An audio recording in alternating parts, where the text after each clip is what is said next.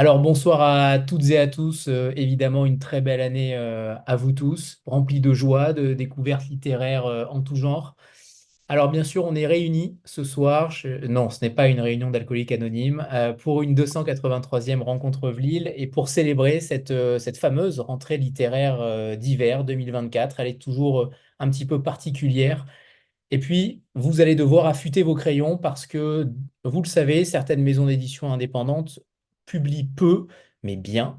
Mais justement, elles ont des parutions qui ne sont pas sorties uniquement en janvier et qui paraissent un petit peu plus tard, parfois dans l'année, avec un seul titre en février, parfois en mars, parfois en avril. Donc, notez bien les titres parce que certains paraîtront dans plusieurs semaines. Et nous allons donc nous plonger dans différentes maisons d'édition ce soir avec les éditions Alia, La Baconnière, Atelier Henri Dougier, les éditions du Gospel, les éditions Kidam et Aux Forges de Vulcain que vous connaissez tous évidemment. Alors voilà, toutes les 20 minutes, un éditeur ou une éditrice viendra vous présenter les titres de cette rentrée d'hiver 2024. Je vous souhaite à tous une très belle rencontre et évidemment, vous pouvez retrouver le programme sur le site vlil.com des prochaines rencontres avec des auteurs notamment et des maisons d'édition qui, j'imagine, vont vous secouer. Alors, il est 19 heures, ça aurait dû être les éditions Alia qui lançaient le bal, mais on a fait un petit changement et ce sont les ateliers Henri Dougier qui, avec Maureen Demidoff, qu'on reçoit pour la première fois en ville et j'en suis ravi. Ça fait déjà longtemps que je souhaitais vous recevoir. Comme certaines autres maisons aujourd'hui ce soir, on a la chance de recevoir trois nouvelles maisons d'édition euh, qui, euh, qui sont évidemment pertinentes, saisissantes, et je suis ravi de vous avoir réunis ce soir. Alors Maureen, que nous préparez-vous pour 2024, mais surtout, dites-nous aussi, pour ceux qui ne vous connaissent pas encore, que représentent les ateliers Henri Dougier dans l'édition. Alors bonsoir à tous et merci beaucoup Anthony de nous avoir invités. Moi, je suis très heureuse d'être là ce soir pour vous présenter évidemment la maison. Les ateliers Henri Dougier ont 10 ans cette année. Ils ont été créés en 2014, donc c'est une année importante pour nous. On va célébrer ces 10 ans avec panache, j'espère. Cette maison a été créée par Henri Dougier, qui a été le fondateur de la maison Autrement, que vous connaissez certainement bien. C'était une grande maison d'édition qui a été créée dans les années 80 et donc c'est un grand créateur de collections et il a revendu sa maison au début des années 2010 parce qu'il a pris sa retraite. Mais voilà, Henri Dougier avait l'édition dans le sang, ça faisait partie de son ADN et il a eu envie, après quelques années passées un petit peu à l'étranger, de recréer encore une autre maison qui s'appelle les Ateliers Henri Dougier. Nous sommes basés à Saint-Germain-des-Prés et nous avons à ce jour, enfin, c'est une maison qui a gardé vraiment l'ADN et l'esprit, et qui a l'esprit d'Henri Dougier, c'est-à-dire quelqu'un d'extrêmement curieux des autres, des pays, qui aime le beau, tourné aussi vers l'art. Et donc, nous avons quatre belles collections et une petite partie littérature qu'on va essayer de renforcer cette année avec une nouveauté, parce que ça fait 3 ans qu'on n'a pas sorti de livres, de titres en littérature. Nous avons une belle collection qui tourne autour de la peinture et je vous présenterai les titres 2024 de cette collection qui sortiront là le 25 janvier. Nous avons aussi une collection sur des récits de vie autobiographiques, qui sont des très beaux récits assez poignants, des histoires vraies, des vécus. Et puis une autre collection qui traite des mythes et une autre encore des peuples. Voilà, donc c'est assez éclectique à l'image de Henri Dougier, qui s'intéresse un petit peu à tout et qui est ouvert sur le monde. Et ce soir, je vais vous présenter trois livres qui seront nos trois livres de sortie de la collection Le roman d'un chef-d'œuvre. C'est un petit peu notre collection phare. Alors, je vais vous montrer comme ça les livres. Je vais en choisir un au hasard. Un auteur choisit une œuvre qui l'émeut, qui lui plaît, et il décide à travers ce tableau de recréer l'histoire. C'est-à-dire pourquoi le peintre, l'artiste a décidé de le peindre, dans quelles conditions, quel était le contexte de l'époque, contexte historique, politique. Et donc, il choisit un narrateur. Alors, parfois, c'est lui, rarement, c'est souvent le peintre lui-même, ou alors le modèle, ou un ami du peintre, ou le commanditaire. Mais Voilà, il y a toute une histoire créée autour du chef-d'œuvre.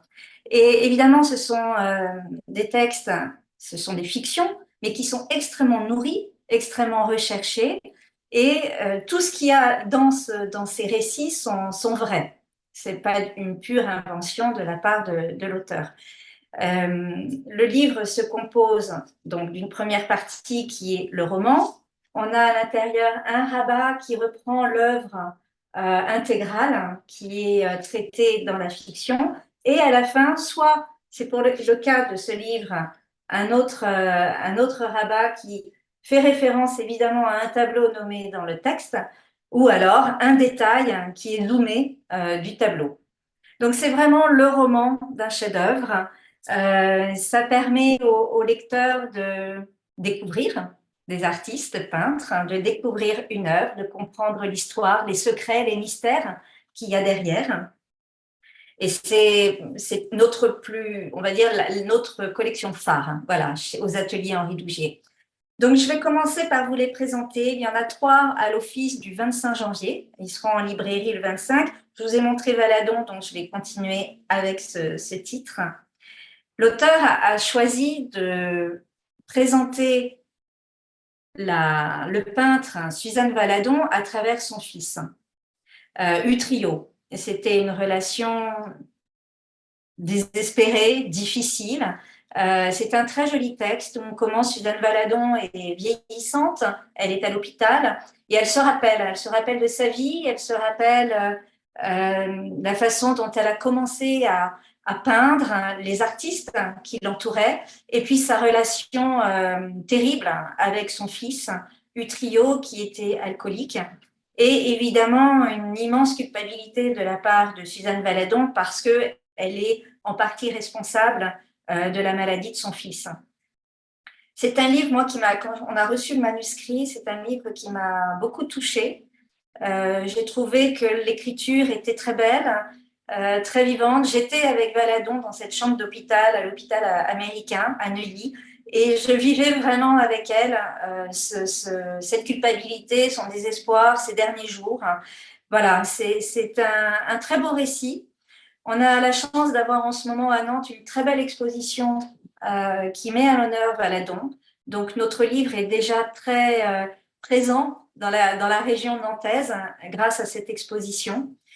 Voilà, je trouve que Corinne Samama n'est pas auteure, elle n'est pas écrivain, elle est coach, donc elle a un autre métier à côté, mais elle a su, parce qu'elle était passionnée par Suzanne Valadon, elle a su vraiment retranscrire la pensée de cet artiste. Et tout à coup, on découvre aussi pourquoi elle a peint son fils de cette façon. Voilà. Donc, Utrio, mon fils, mon désastre, le titre en dit long, mais voilà, c'est un très très joli livre de cette collection. Je voudrais juste faire une parenthèse pour expliquer que lorsque nous recevons, enfin pour cette collection, nous avons aujourd'hui 29 titres. Et ce sont souvent des auteurs qui ont des passions. Certains sont historiens, pour la plupart, ils sont historiens de l'art et ils nous contactent en nous envoyant voilà, des manuscrits. Ce sont rarement des commandes de notre part. On a cette chance-là, c'est que les passionnés d'histoire de l'art aiment cette collection et ont envie, eux aussi, de participer en nous proposant d'écrire sur un tableau qu'ils ont adoré. Le deuxième livre que je vous soumets, c'est Holbein. Holbein le jeune, un message caché selon Holbein. De la même façon, le tableau choisi sont les 2 ambassadeurs. Alors, vous le verrez mieux, évidemment, là. Je ne sais pas si ma caméra rend bien. Voilà, Pas totalement. C'est un peu flou parfois, mais c'est pas c'est grave. un peu flou. Je lis Voilà, en parce regard. que on peut pas mettre évidemment la couverture entière sur, enfin, le tableau, l'œuvre entière sur la couverture, mais dans le premier rabat, on l'a. Et je ne sais pas si vous voyez ici, il y a une forme, pour ceux qui ne connaissent pas ce tableau de Holbein, il y a une forme qu'on appelle une anamorphose. Et cette forme qui ressemble, souvent beaucoup disent que ça ressemble à un os de sèche du poisson. En fait, c'est tout autre chose qui est dans le dernier rabat en gros plan, mais je ne vous le dévoilerai pas parce que sinon, je vous spoil un petit peu l'histoire. Voilà, donc là, on est en 1533, on est à la cour d'Angleterre. On est évidemment avec l'histoire d'Henri VIII qui souhaite divorcer pour épouser Anne Boleyn et qui se heurte évidemment à la réticence du pape. Et puis la France s'en mêle et elle envoie un ambassadeur qui est ce personnage et qui va rencontrer un représentant de l'Église et ensemble, ils vont demander à Holbein de créer ce tableau. Et donc, le roman d'Alain Glikos va raconter la création de ce chef-d'œuvre qui est aujourd'hui à Londres, toujours à Londres, et il va expliquer pourquoi les personnages sont représentés ainsi et la signification de tous les objets qui sont, vous voyez sur l'écran, mais qui sont représentés sur cette table. Voilà, il y a une map monde, il y a des instruments de culture, de sciences. Et donc, ce roman, moi, quand je l'ai lu, j'ai passé mon temps à faire des allers-retours entre l'œuvre et puis le texte pour bien voir exactement ce que signifiait chaque objet. Et puis, à la fin, donc, il explique pourquoi un message caché, pourquoi cette anamorphose en bas du tableau. Et alors, pour l'astuce, quand on est face au tableau, pour comprendre et pour voir exactement ce qui est dessiné, ce qui a été peint, il faut se placer au bord du tableau, à l'angle gauche, et regarder le tableau comme ça de biais. Et là, tout à coup, on a la forme qui apparaît. Voilà, c'est une technique incroyable. Et le livre de Alain Glikos explique autant cette anamorphose, pourquoi, ce qu'elle signifie, qu'il retranscrit en même temps le contexte historique et politique qui était très important à l'époque d'Holbein, et puis tous les dessins qui sont représentés sur le tableau. Chacun a une signification particulière. Alain Glikos, lui, il est écrivain, il est grec d'origine, il a beaucoup écrit sur son pays, un passionné de Kazantzakis, donc là, il est sur un terrain un petit peu différent. Mais il a réussi à nous amener dans cette Angleterre sous Henri VIII, et je vous assure que c'est passionnant. Pour la suite, il va organiser en France, dans plusieurs cinémas, des conférences sur ce tableau avec des historiens de l'art. Et ces conférences seront reproduites en simultané dans une quinzaine ou une vingtaine de cinémas en France. Voilà. Donc tout ça, nous, on informera évidemment nos lecteurs sur nos réseaux pour leur dire où aller, s'ils sont intéressés, s'ils ont envie, voilà, de participer à ces conférences. Et enfin, le dernier livre qui paraîtra chez nous au mois de janvier, donc le 25, c'est La Mer terrible selon Monet. C'est un primo-auteur, c'est le premier texte de Jean-Baptiste Gauvin. Il a choisi d'écrire sur Monet. C'est un texte qu'on a reçu par hasard. Il nous a soumis son manuscrit par courrier et j'ai été sidérée par la qualité de son écriture, par la poésie aussi de son écriture. Monet, évidemment, c'est un peintre qui manquait à notre collection, incontournable Monet. Et il a choisi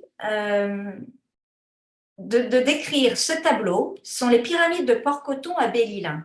C'est-à-dire qu'il sort du Monet que l'on connaît tous à Giverny ou en Normandie ou à Étretat, pour nous parler d'un Monet qui sort de sa zone de confort et qui va peindre un paysage en Bretagne. Et c'est son séjour qu'il a fait à Belle-Île, où il est resté 2 petits mois et où il a peint cette mer terrible, comme il la décrivait, beaucoup plus agitée que ce qu'il pouvait peindre en Normandie, avec des couleurs aussi complètement différentes. Et voilà, donc c'est pareil, on rentre dans le texte, il y a vraiment beaucoup de poésie. Et Jean-Baptiste Gauvin, encore une fois, hein, c'est un primo-auteur, il a réussi, je trouve, à rendre ce texte, mais très beau, vraiment très beau. On est dans le regard. Alors je pense que c'est un auteur qui travaille aussi beaucoup la photographie. Et ça se devine dans son écriture parce qu'on est en permanence dans le regard de ce que Monet voit. Voilà, c'est un très joli texte. En premier rabat, je ne sais pas si vous le voyez bien, mais c'est les Port-Coton dans l'intégralité. Et à travers, évidemment, ce récit, Il raconte en parallèle de la création du tableau son amitié avec un homme de Belle-Île qui est un vieux pêcheur de homards, et qui sera son porteur pendant son séjour à Belle-Île. C'est lui qui transportera à chaque fois le matériel de Monet jusqu'à son point, l'endroit où il peint. Et ce monsieur, il s'appelle Poli. Monet a peint très peu de portraits, mais il a peint le portrait de Poli qu'on a mis à la fin. Voilà. Donc, en plus d'être une, une histoire sur Belle-Île, sur l'aventure de Monet à Belle-Île et de sa création là-bas, c'est aussi une très jolie histoire d'amitié entre ce vieux pêcheur de homards et Monet. Voilà. On a été extrêmement touchés par l'écriture et par l'histoire de Jean-Baptiste Gauvin. Donc, ce sont nos 3 sorties littéraires pour le mois de janvier. On aura donc le 25, 29 titres dans cette collection. On est très fiers de cette collection, en fait, parce que elle est très aimée des libraires, de nos lecteurs. Et c'est vrai que c'est une belle façon de découvrir un artiste, de découvrir aussi une œuvre. Ça reste de la fiction, mais néanmoins, voilà, tout est vrai,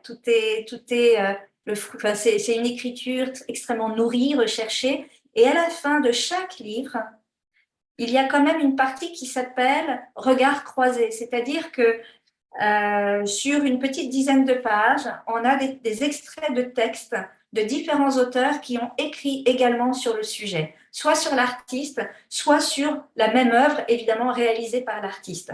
Donc ça permet d'avoir une connaissance de façon assez ludique d'un artiste et d'une œuvre. Voilà, et c'est tout le principe de notre collection. Merci Voilà. Maureen. Les avis sont dithyrambiques dans la Oui, je vois disponibilité. ça et ça me fait très plaisir. Merci beaucoup. Maureen, merci infiniment. Vous avez même respecté le temps. Et ça, c'est très fort. C'est très fort. Bon, merci à vous, Merci Anthony. Merci Maureen. Merci beaucoup. infiniment. Merci. Eh bien, on va passer au deuxième éditeur. Alors, je ne sais pas si Daniel Oran est arrivé à se connecter. Daniel, vous me faites signe si vous arrivez à vous connecter.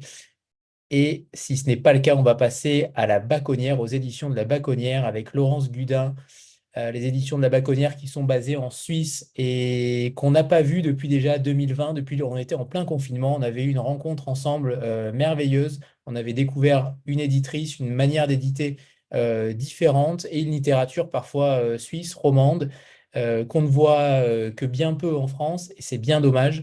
Et je suis ravi de vous retrouver, Laurence. Ça fait bientôt 3 ans. Est-ce que vous êtes là d'ailleurs? Est-ce que j'ai parlé dans Oui, le vide ou pas? Non. non, non, je suis bien là. Bon, Vous m'entendez? parfait.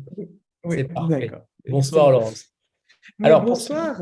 pour ceux qui ne vous connaissent pas encore, comme Maureen, vous pouvez faire un petit, évidemment, une petite présentation de la maison et ensuite parler des 3 sorties qui vont sortir, les trois livres qui vont sortir pour la rentrée 2024. Laurence, c'est à vous. Oui, génial. Eh ben, déjà, merci beaucoup, Anthony, pour l'accueil et l'invitation qui me fait très plaisir. En effet, on avait eu une très belle rencontre en 2020.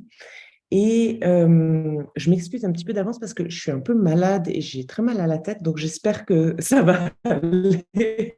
En tout cas, On vous euh, envoie des je, je, Doliprane par je Zoom. m'excuse si soudain, voilà, si soudain je trouve pas mes mots. Mais donc, je dirige la Baconnière, mais que depuis 10 ans, alors que c'est une très ancienne maison d'édition. Elle est née en 1927, donc elle a bientôt 100 ans.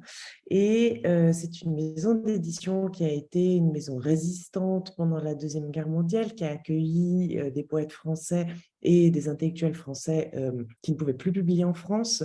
Et puis, c'est une maison qui a publié beaucoup de grands textes d'essayistes extrêmement importants pendant toute la deuxième partie du XXe siècle, avec des collections alors, très érudites de critiques littéraires, des collections sur la musique, des collections sur la philosophie. Et c'était une maison d'édition généraliste euh, qui publiait entre 80 et puis à la fin de son premier temps de vie, elle était plutôt à 20 exemplaires par an, 20 titres par an.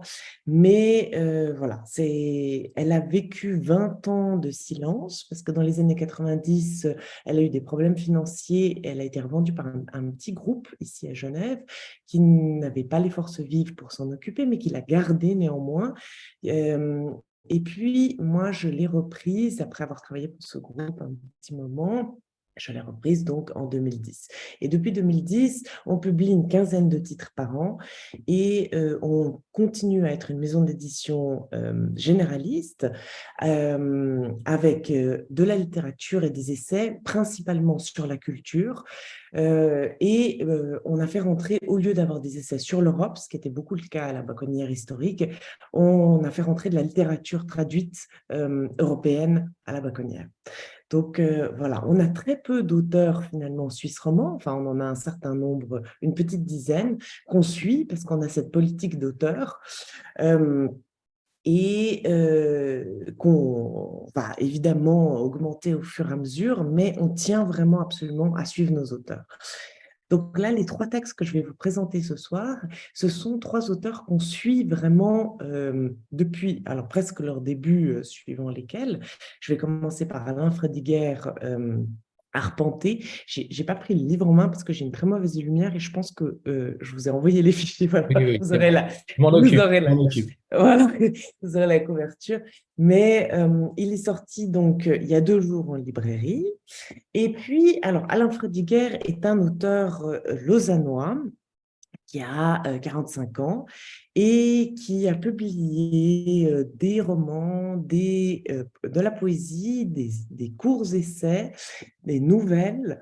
C'est un auteur qui travaille aussi beaucoup avec la forme orale, puisqu'il fait des performances avec des formes justement de récits oraux qu'il aime beaucoup. Et je trouve que son écriture tient énormément à l'oralité. Et moi, ce qui m'intéresse le plus dans son œuvre, ses romans sont très bons, mais je trouve que la forme brève est excellente chez lui. Et là, il nous a offert un texte qui, pour moi, est un des plus merveilleux d'Alain Ferdiguer. Il travaille, donc, je finis quand même de le présenter, il travaille à la radio suisse romande en tant qu'archiviste et il a été spécialiste du cinéma d'abord avant d'entrer en littérature. Donc, donc, dans Arpenté, il a décidé pendant le confinement, non pas de faire un journal du confinement, mais de revenir sur ses souvenirs d'enfance. Et il en a énormément, c'est épatant. C'est vraiment, il a décidé donc de mettre cette langue très chaude, très vivante, très orale, au service d'un enfant de 3 à 7 ans qui grandit dans le canton de Vaud. Donc, le canton de Vaud, il y a le canton de Genève et le canton de Vaud qui est juste à côté. Et Lausanne fait partie du canton de Vaud, qui est aussi sur le lac Léman. Mais il y a le Gros de Vaud, qui est vraiment un lieu assez paysan, avec plein de hameaux, de petites villes, qui est sans doute un des lieux les plus étendus encore de la paysannerie en Suisse romande. Et puis, il a grandi là avec un père pasteur et il raconte en fait le territoire de son enfance. Et donc, dans ce territoire, il y a vraiment les 2 rues qui partent de sa maison. Qu'est-ce qui se passe dans ce territoire? Il dit très intelligemment que dans l'enfance, le territoire est complètement défini. Et ce territoire-là est absolument connu des enfants, tout y est connu, alors que la sortie du territoire, ça n'existe pas, c'est le monde, c'est ce qu'on voit à la télévision, mais qui est très peu retenu par les enfants. Et donc, en se mettant à la place de cet enfant qui grandit, qui fait ses premières expériences aussi de relations sociales, ses premières rencontres amoureuses, il va aussi évidemment avoir ses premières batailles. Il y a très peu de choses par rapport à l'école. C'est beaucoup plus justement toute la formation d'un individu à ce jeune âge. Et puis, il y a aussi beaucoup de marqueurs sociologiques parce qu'on est dans les années 90 et c'est drôle parce que ma correctrice est française et elle m'a dit, j'ai reconnu mon enfance. Donc, je pense que voilà, c'est vraiment pas du tout un roman territorial. Mais il y a un certain nombre de choses comme la musique qu'on écoutait à l'époque, euh, comme les Forbans, je ne sais pas si vous vous en souvenez, viens mettre tes baskets. Ta, ta, ta, ta, ta, ta, ta. Ou alors, il y a évidemment Thriller de Michael Jackson. Enfin, voilà, c'est les premières émotions musicales. Et puis, il y a aussi les jouets, il y a les bonbons. Donc, on retrouve vraiment... Enfin, moi, j'ai grandi aussi dans les années 90 et j'ai vraiment retrouvé énormément de choses. Donc, c'est un petit délice et surtout, c'est un livre joyeux. Ce qui est quand même assez difficile ces temps. Quand on parle de littérature d'enfance, souvent, il y a des problématiques. Enfin, ce n'est pas du tout pour critiquer, hein. Il faut absolument que ce sont des choses qui soient dites. Mais c'est vrai que là, il n'y a aucune forme de problématique particulière. C'est vraiment un vrai livre de joie, de redécouverte de l'enfant. Et puis aussi un peu piquant. Et c'est pour ça que j'ai pensé aussi un peu à Colette. Je pensais aussi même au petit Nicolas. Enfin, il y a quelque chose de cet ordre-là, de la jouissance de raconter des histoires d'enfance. Donc voilà, ça c'est Alain Frodiguière, Arpenté. Et puis, j'essaye de pas... oui, ça va, le temps, ça va encore. Et je conseille Euh, d'ailleurs le dernier ouvrage de la Baconnière, Le mauvais génie d'Alain Frodin, oui, et qui était sur ce fameux quadruple champion olympique de saut à ski. Très gros, très, très, très bel ouvrage également. oui, parce que Alain Frodiguière est à moitié finlandais. Sa mère est finlandaise. Elle est venue s'installer en Suisse. Et Matti Nykänen, c'était un sauteur à ski finlandais qui a été multiple médaillé olympique et qui ensuite a eu une vie épouvantable. Il est vraiment tombé en désuétude. Et donc, il raconte non seulement la biographie de ce Matti Nykänen, mais en plus, il raconte qu'est-ce qu'on fait de ces héros qui sont très encombrants après à l'âge adulte parce qu'ils font plein de conneries. Et voilà, il a été jusqu'à revendre ses médailles. Enfin, il y a eu plein de scandales liés à ça. Donc, c'est aussi un livre très, très chouette. Je suis d'accord. Euh, Excellent. Et du coup, je vais passer alors à Pierrine Pauget, qui, elle, est une jeune autrice. Alors, je dois dire que Pierrine Pauget, j'aime absolument tous mes auteurs, mais Pierrine Pauget, c'est une auteure particulière parce elle touche une sensibilité qui est vraiment très, très similaire à la mienne parce qu'elle vient de la poésie. Donc, elle a écrit 3 recueils de poésie, dont Fondation, qui ont tous les 3 été publiés ici en Suisse romande et qui avaient été primés par le prix Ramu, qui est le prix prestigieux de poésie ici en Suisse romande. Et moi, je ne l'avais pas découvert par ça, je n'avais pas suivi ça à ce moment-là, mais elle nous a envoyé un manuscrit par la poste il y a 3 ans maintenant, et qu'on a publié il y a 2 ans. Et c'était le premier texte en prose qu'elle a publié et qui s'appelle, mon Dieu, attendez, je vais retrouver, c'est un journal sur, il faut juste que j'aille chercher le nom. Bref, je vais le retrouver. Mais c'est un journal sur le Caire, un voyage au Caire qu'elle avait fait. Et elle part là-bas et elle a cette temporalité très particulière de ce journal qui est que elle va essayer de découvrir les différentes strates temporelles du voyage. C'est-à-dire qu'elle a le journal directement au Caire, puis elle a le retour un an après, et elle fait des allers-retours dans son livre entre un an après et son journal ancien. Et puis il y a une troisième partie où elle englobe ce journal dans un présent beaucoup plus lointain de 5-6 ans après le voyage pour essayer d'exprimer ce qui reste du voyage à ce moment-là. Et ce qu'il y a d'extraordinaire dans ce journal, outre le fait que c'est une langue absolument sublime, mais absolument sublime, c'est le fait que Pierrine travaille beaucoup sur les faiblesses, les peurs, les angoisses. Et donc, dans le journal du carnet, les carnets du Caire, voilà, euh, c'était très présent, c'était vraiment les peurs de la voyageuse. Et là, oui, pardon. Ah, il y a Daniel qui nous a rejointe. Oui, c'est bon, victoire. Daniel! Victoire, ça y est, on y est arrivé. Et donc, du coup, il y a dans Inachevée vivante, donc le titre que nous publions là, début février, c'est donc son deuxième texte en prose.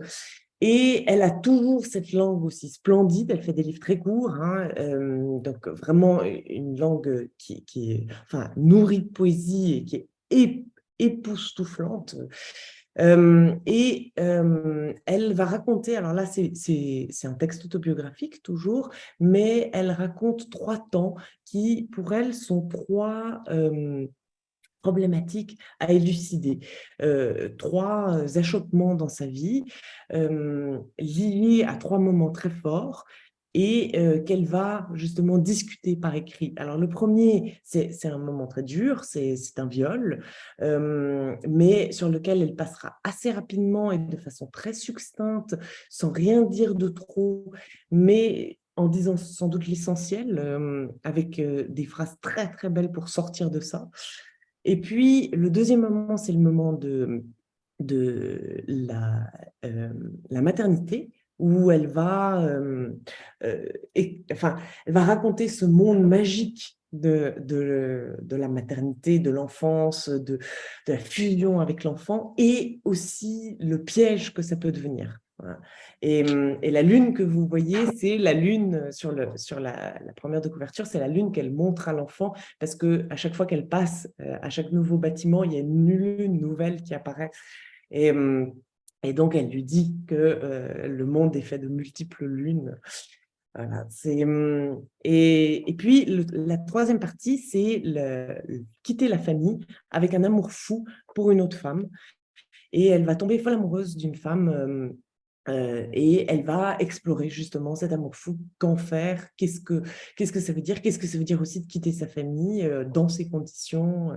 Voilà, tout ça est extrêmement délicat évidemment et ça donne vraiment un sens d'une exploration de soi, à mon sens, très, très originale parce qu'elle étudie aussi un tempérament qui est un tempérament passif.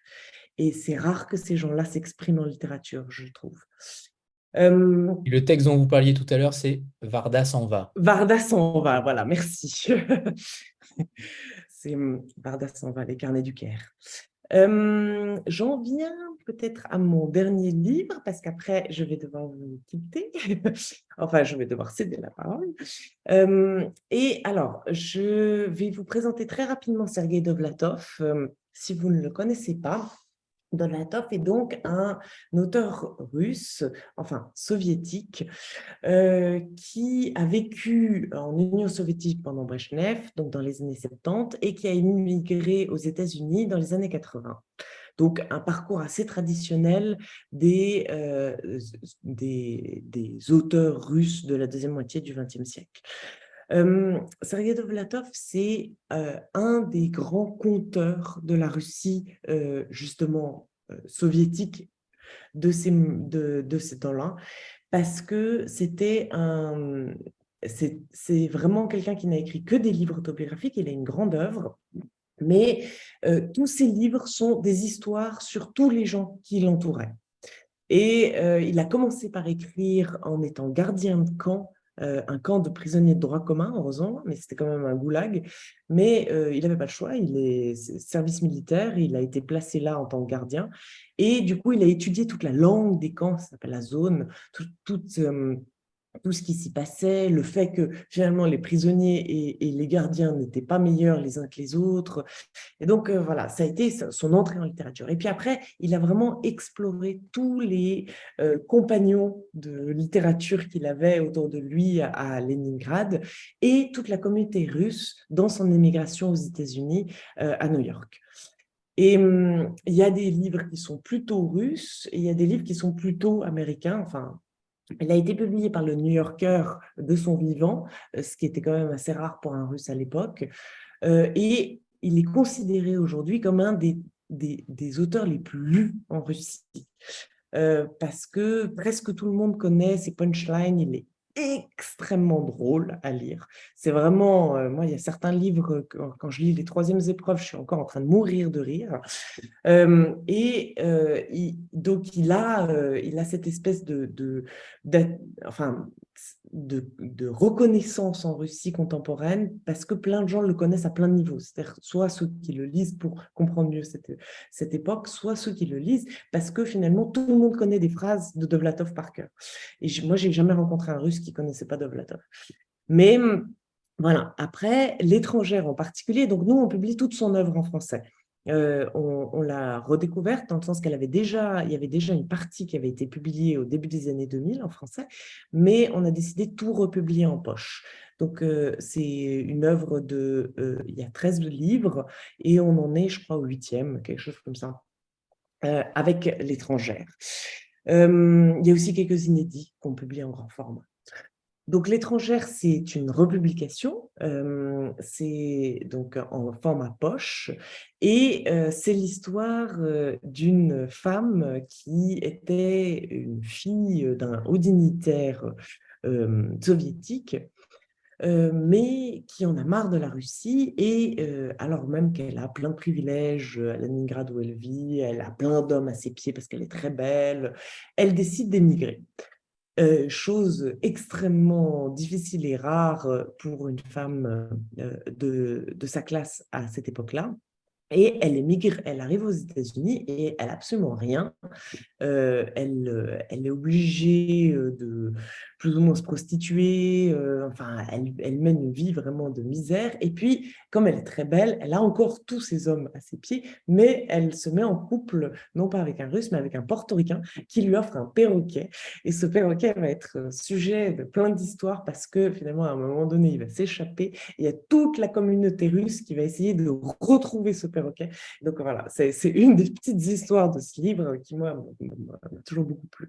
Mais Dovlatov, c'est une très grande humanité. Et juste pour un dernier mot sur Dovlatov, parce que je vois qu'il est 40, il y a un des libraires que j'aime beaucoup ici à Genève qui l'a présenté dans la grande librairie, La Valise, et il a dit ce mot qui me paraît très juste. Il a dit, si vous voulez rire intelligemment, il faut lire Dovlatov. Donc voilà. Mais merci beaucoup, Anthony. Merci, Laurence. C'est très chouette. Merci Et infiniment. puis, Ouais. Et bien, on va passer maintenant à la troisième éditrice qui est enfin arrivée. Je suis désolée de ce qu'on... Est-ce qu'on m'entend? Oui, On c'est bon, m'entend? Daniel, c'est bon. Ouais. Parfait. Ouais, mais c'est un honneur de passer après Laurence. C'est quand on est un peu copines. Bon, en tout cas, je suis désolée de ce contretemps. Donc, je présente d'abord Alors oui, les Daniel éditions Laurent, Alia. qui est donc éditrice Ouais. de l'édition Alia, quand même, que je vous présente un minimum. On est ravis de Oui. vous recevoir, les éditions Alia qui, depuis déjà longtemps, me font frémir. Alors, c'était l'occasion ce soir de faire votre connaissance et de faire la connaissance avec le catalogue pour ceux qui ne vous connaissent pas encore.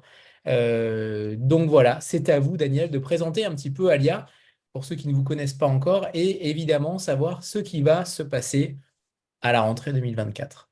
De façon imminente, attention. Donc, Alia est un catalogue qui a plus de 40 ans déjà. Les éditions ont été fondées en 82. Alors, nous, on aime bien l'appeler, au lieu de catalogue, on aime bien appeler notre bibliothèque, en fait. C'est comme si on constituait la bibliothèque qui serait pour nous idéale. Alors, évidemment, c'est subjectif, mais on espère bien, du fait même que ce soit subjectif, que ça rencontre d'autres subjectivités, que ça a un écho chez d'autres des lecteurs, tout simplement. Mais c'est surtout, je dirais, une bibliothèque organique, très ouverte et qui tend aussi à rompre avec des catégories. En fait, c'est comme si les ouvrages étaient dans un dialogue perpétuel entre eux. Ils se répondent, ils se disputent parfois, mais ils s'ignorent rarement, en fait. C'est comme si le lecteur tirait sur un fil, il doit pouvoir faire venir toute une pelote, en fait. et ce, à travers les époques. Donc, il y a des courants qui sont reliés entre eux, malgré parfois des réalités sociales différentes, puisque nos publications recouvrent une grande ère temporelle, c'est-à-dire que ça va de l'Antiquité, puisqu'on fait des nouvelles traductions d'auteurs classiques comme Aristote ou Cicéron, jusqu'à nos jours, puisqu'on essaie aussi d'avoir une fonction de défricheur de talent, espérons-le, et surtout en matière de littérature contemporaine.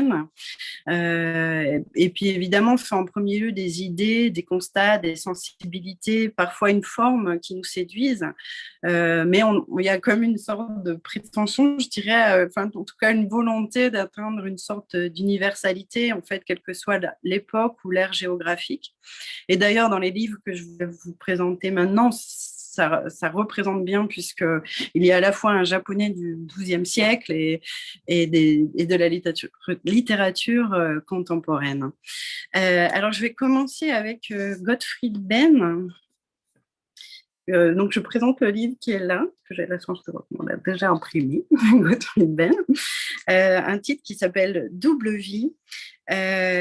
Donc, en fait, alors c'est un titre qui a déjà paru, qui a eu une première traduction française en 1954 aux éditions de Minuit.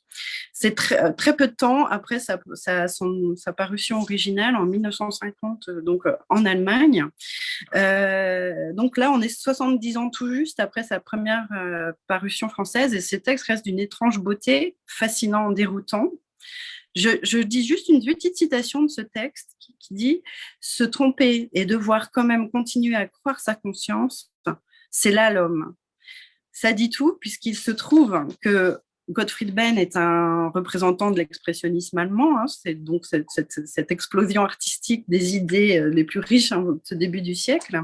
Donc c'est un grand nom de ce courant, de la littérature. En fait, il a incarné, un peu comme Hölderlin, Trakl ou Celan, une étape décisive en fait dans l'évolution de la langue poétique allemande. Mais en réalité, ce constat se fit très a posteriori. Peut-être quelques voix ont quand même été entendues, notamment celle de Klausmann, mais parce qu'en réalité, en 1933, avec la venue au pouvoir des nazis, en fait, il accepte des fonctions honorifiques. Il prend position en faveur du national-socialisme, alors que tous ses amis, artistes et écrivains, en fait, ont choisi évidemment la voie de l'exil. Mais c'est en fait précisément pour cette raison, d'où le titre de Double vie, que c'est un texte vraiment fondamental, parce que c'est le double portrait de lui-même, où c'est l'un des rares écrivains à pas se tenter de se dédouaner de ses choix, en reconnaissant bien sûr qu'il s'est trompé. Donc c'est une sorte d'auto-autopsie, si je peux me permettre cette tautologie, une auto-autopsie littéraire, comme il a eu une sorte de compromission avec le pouvoir par son adhésion au nazisme, il dissèque ses propres contradictions. Donc, ça amène à toute une réflexion sur la vocation politique de la littérature, de l'art, tout ça donc sur un mode autobiographique, donc qui se lit de façon très aisée, mais il y a aussi évidemment une réflexion politique. C'est quand même le seul écrivain de cet expressionnisme allemand qui est resté en Allemagne, bien qu'il fut après exclu par les nazis en 1938, parce qu'il était quand même affilié à un courant qui était considéré comme dégénéré par les nazis. Mais il essaie en tout cas de comprendre son égarement, sa naïveté. Et donc c'est un acte de foi irraisonné et sincère, mais c'est fondamental et touchant, puisque ça peut renvoyer à la duplicité de tout à chacun. Donc ça, c'est en traduction. Donc c'est dans une traduction d'Alexandre Vialat. Donc c'est aussi une traduction d'écrivain. By the way. Donc là, début du XXe siècle, je saute une époque pour parler d'un premier roman, un auteur qui n'a jamais publié. Donc il s'agit de Émilien de Reclène, La mécanique papillonne. Alors là, on est un petit peu entre le roman d'investigation et de fiction, voire d'anticipation. C'est un roman très troublant et poétique, dont le sujet principal, figurez-vous, est la rencontre amoureuse. Banalité, mais il se trouve que là, il va y avoir une mise en abîme vertigineuse, puisque le narrateur principal, qui s'appelle Martin, est programmeur dans une entreprise qui vise à créer une application de rencontre qui n'admettrait que de 100% de réussite. C'est-à-dire, la rencontre, elle doit être fulgurante ou pas. Et donc, il s'agit de développer une intelligence artificielle qui serait infaillible. C'est donc ce Martin qui est en charge de ce défi. Et en même temps, on se rend compte que peu à peu, il semble tomber amoureux de sa création comme une espèce de Pygmalion des temps modernes. Et dans ce sens, l'ouvrage, bien qu'il parle vraiment de notre époque actuelle et voire de notre époque peut-être à venir, en tout cas, il s'inscrit dans une histoire littéraire longue, puisqu'on peut rapprocher ça du chef-d'œuvre inconnu de Balzac ou de l'œuvre d'Émile Zola. Alors, ça va être vraiment la quête de la perfection, alors qu'en réalité, tout déraille, en fait, puisque c'est cette entreprise qui vise donc à créer cette application. On est dans le monde de l'entreprise qui se révèle une machine, une sorte de machinerie elle-même complètement déréglée, avec à sa tête un personnage aussi déroutant que caricatural, vraiment dans son désir comme ça effréné de mener à bien ce projet. Et en fait, on se rend compte que là où ils essayent de créer une application de rencontre, l'entreprise va être le lieu où la rencontre n'est pas possible, et notamment la rencontre amoureuse, la rencontre charnelle. Et donc, ce texte, il est, pétri par cette dualité entre l'organique et le technique, et c'est fait avec brio. Il y a plusieurs strates de lecture possibles, plusieurs sujets aussi abordés, et à la fois, on parvient parfois à rire tellement le personnage est caricatural et de personnage en fait de patron un peu faible en réalité, et en même temps presque attachant donc en fait, il y a plein de niveaux de lecture. C'est quelque chose à la fois drôle, à la fois dramatique, et à la fois qui parle complètement de notre époque contemporaine. Donc, je passe au livre suivant, toujours. Alors, c'est ce tout petit livre, on voit bien là, tout petit livre, qui est tout simplement un coup de gueule, le coup de gueule d'un poète, qui est alors Petrus Borel, c'est un nom qu'on ne rencontre pas si souvent que ça, mais c'est vraiment une figure pourtant majeure du romantisme, en fait, saluée notamment par Baudelaire, Théophile Gautier. Alors ce texte, moi je l'adore parce qu'il est drôle, mais hyper drôle. C'est d'une virulence teintée d'ironie. Vraiment, c'est pour le coup, pour faire un jeu de mots, un monument du pamphlet, en fait. En fait, l'obélisque de Luxor, c'est évidemment l'obélisque qui se situe sur la place de la Concorde. Et donc, il est en train de critiquer le fait que l'État fasse venir à frais vertigineux l'obélisque de Luxor, qu'il l'arrache, il traite l'État de vandale parce que l'État va arracher l'obélisque de son contexte d'origine et de sa symbolique pour le transplanter dans un contexte qui a absolument rien à voir en fait avec le culte au dieu du soleil. Bon, malgré Louis XIV et tout ça. Bon, bref. De toute façon, je n'avais pas pensé avant. Et donc, en fait, c'est très, très drôle comment il va faire la comparaison, parce que peu de temps auparavant, parce que là, c'est un texte de l'époque, c'est-à-dire l'obélisque n'est pas encore érigé sur la place, puisqu'il est en train de raconter tous les déshydratats des uns des autres, où il y en a qui veulent le placer à Montmartre, d'autres sur le Pont-Neuf, etc. Et lui, il fait une caricature de toute cette population complètement ébahie par cette arrivée prochaine de cet obélisque qui fait un voyage incroyable. Il y a quand même eu une sorte de barge qui a été créée spécialement pour transporter l'obélisque jusqu'à Paris. Et donc, en fait, ça nous rafraîchit un petit peu la mémoire. C'est un monument sur lequel on peut parfois passer devant sans plus trop faire attention.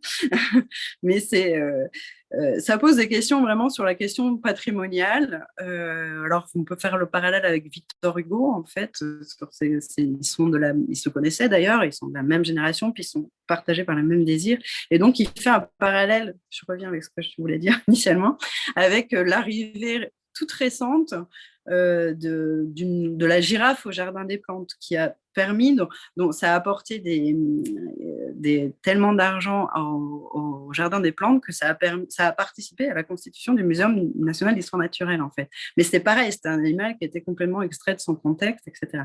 Donc, en fait, pour des questions de similitude formelle, il compare, enfin, c'est très, très drôle. Et en même temps, c'est très puissant parce que ça anticipe toutes les questions patrimoniales. À ce moment-là, on est dans les années 1830. Il n'y a pas encore eu les politiques de conservation qu'on peut connaître maintenant pour la protection des monuments en France. Parce que dit on vandalise alors qu'on ne donne pas les moyens de sauvegarder notre patrimoine ni d'aider les artistes à l'époque.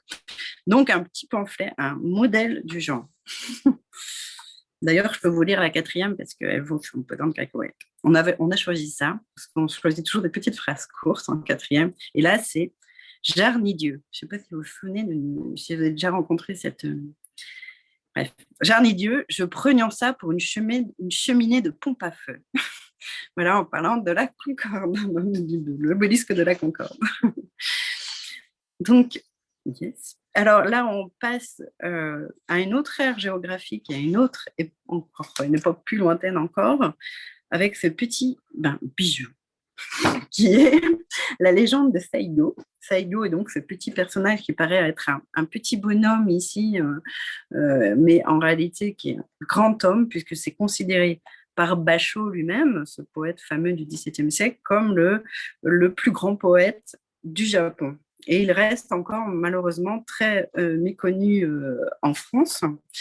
Alors Saigo, c'est un personnage qui a décidé de couper avec une situation sociale, politique enviable, avec une situation familiale pour vivre en ermite, complètement reclus. Et donc, il a vécu comme ça 50 ans, pardon.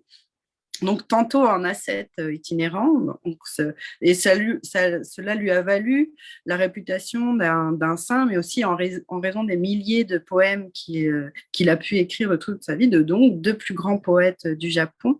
Donc, c'est quand même quelqu'un qui est dans les grandes collections des classiques encore publiés aujourd'hui. En fait, c'est une immense popularité au Japon. Donc, alors, c'est donc un texte qui est reconnu comme le plus fiable sur ce personnage, c'est le plus récent par rapport à la fin de la vie du poète. Il a été écrit une dizaine d'années après la mort de Saigo. Donc, c'est une biographie. Bon, évidemment, quelque peu romancée à l'époque, on ne pouvait pas écrire encore une véritable biographie. Donc, c'est la plus ancienne, comme je le disais. Et en même temps, c'est ponctué de poèmes. Alors, dans sa poésie, Saigo il s'écarte vraiment de l'esthétique traditionnelle de la poésie de cour, en fait, qui était la convention à l'époque, pour composer une poésie très simple et élégante où il chante, en fait, les voyages et la nature. Et si ce texte est devenu aussi un grand classique de la littérature japonaise, il a fourni aussi une matière poétique pour maints artistes au fil des siècles. Et si, par exemple, on a agrémenté le texte d'un choix d'un manuscrit, de pages de manuscrit, donc qui illustre cette même vie, cette même légende de Saigo, en manuscrit daté du XVIIe siècle. Donc, je ne sais pas parce que je ne me vois pas à l'écran. C'est un ouvrage qui est aussi illustré. Voilà. C'est un ouvrage également illustré en fait d'un manuscrit du XVIIe siècle, un classique qu'il faut avoir lu. Vous me direz. Je passe maintenant. Alors, donc ça, c'est les livres qui en fait sont déjà en librairie depuis vendredi dernier. Et là, je passe à un livre qui va paraître en février, plus exactement le 6 ou 7, je crois, je ne sais plus exactement. Oui, et donc un texte extraordinaire Alors, pour faire écho à ma collègue Laurence, un Suisse, qui s'appelle Crisinel, qui est un grand poète de la Suisse francophone, un grand auteur et qui est un peu méconnu en France. À vrai dire, pour vous dire en toute honnêteté le contexte, voici à peu près un an, on a reçu un courrier d'un professeur de lettres à Lausanne qui nous écrit suite à notre publication. C'est aussi je dis ça pour rejoindre en écho à ce que je disais sur la maison d'édition où les textes se répondent. En fait, donc c'est suite à la publication par nos soins des traductions de Gustave Roux, qui est donc un auteur suisse et donc traducteur suisse, et notamment de Rilke et de Trakl qui étaient parus chez nous. Et il nous invitait à prendre connaissance de ce récit, donc d'un autre Suisse, donc Crisinel. Donc ces dates, enfin il est mort en 1948, donc là je reviens un petit peu au début du XXe siècle. Et il nous parle d'un texte qui s'appelle Alecton et dont il souligne la limpidité inoubliable, et aussi d'un autre texte qui le suit, qui est une sorte d'épilogue qui s'appelle élégamment Nuit de juin. Ce sont en fait des proses inspirées par des séjours en hôpital psychiatrique, et c'est une véritable transfiguration de l'expérience de l'enfermement. Ça a des accents un peu exceptionnels. Et en effet, par exemple, quand l'auteur dit en toute simplicité, quand il dit qu'il n'ose regarder les roses en dehors, depuis sa fenêtre de sa chambre de l'hôpital psychiatrique, car elles sont d'un autre monde, celui qui s'arrête au bord de sa fenêtre. Et son monde est celui de l'enfer. Et en réalité, Alecton, ce personnage d'Alecton, c'est tout simplement sa voisine de chambre qui toutes les nuits gratte une table pour effacer comme une tache invisible. Et en fait, elle s'avère être comme le double de l'auteur, comme son écho redoutable d'une certaine manière. Donc en fait, il va en faire une figure complètement fantasmagorique, mais complètement aussi littéraire au fond. Ça devient, en fait, on rentre l'espace de l'expérience de l'enfermement et du contexte psychiatrique, on rentre dans le fantasme de la littérature pure, en fait. Donc, ça devient une créature de son imagination, et pourtant, elle a été bien réelle. Ça devient comme ça un récit sur la perception, en fait, sur les bruits qui viennent de la chambre d'à côté, sur qu'est-ce qu'on peut regarder du dehors, est-ce qu'on regarde du dedans, parce que c'est aussi un exil intérieur, la folie. Donc, c'est aussi une question de vision, puisque l'auteur est pris d'hallucination.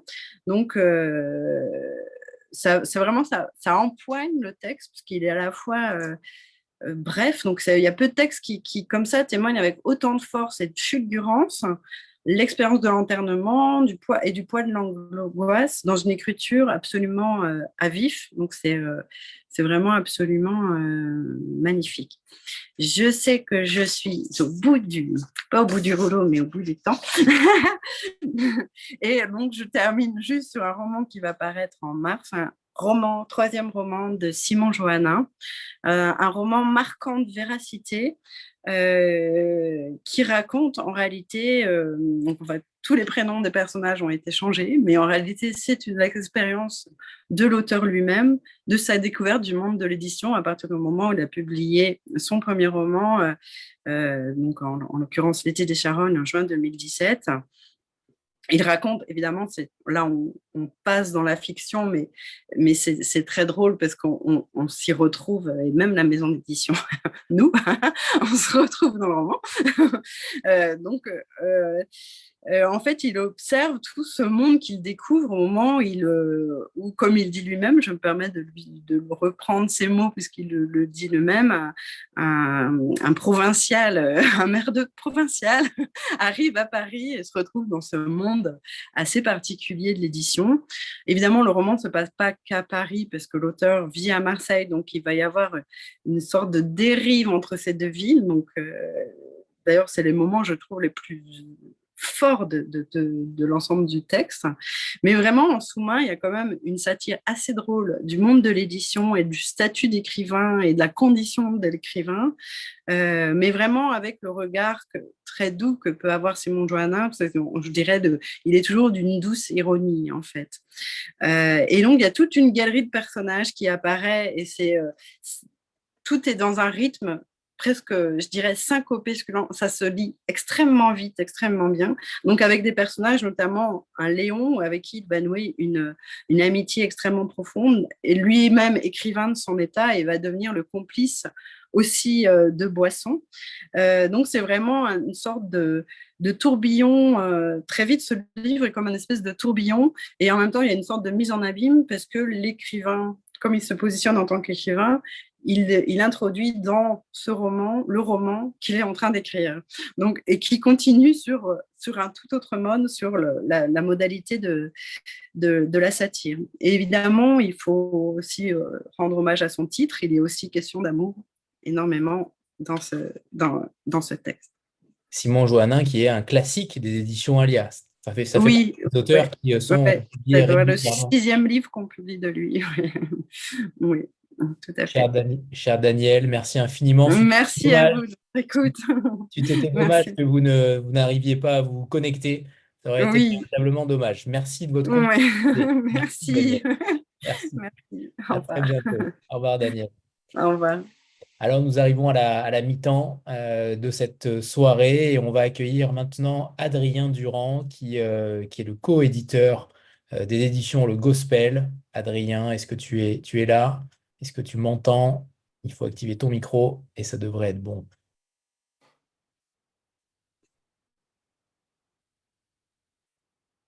Adrien, je te vois, mais je ne t'entends pas.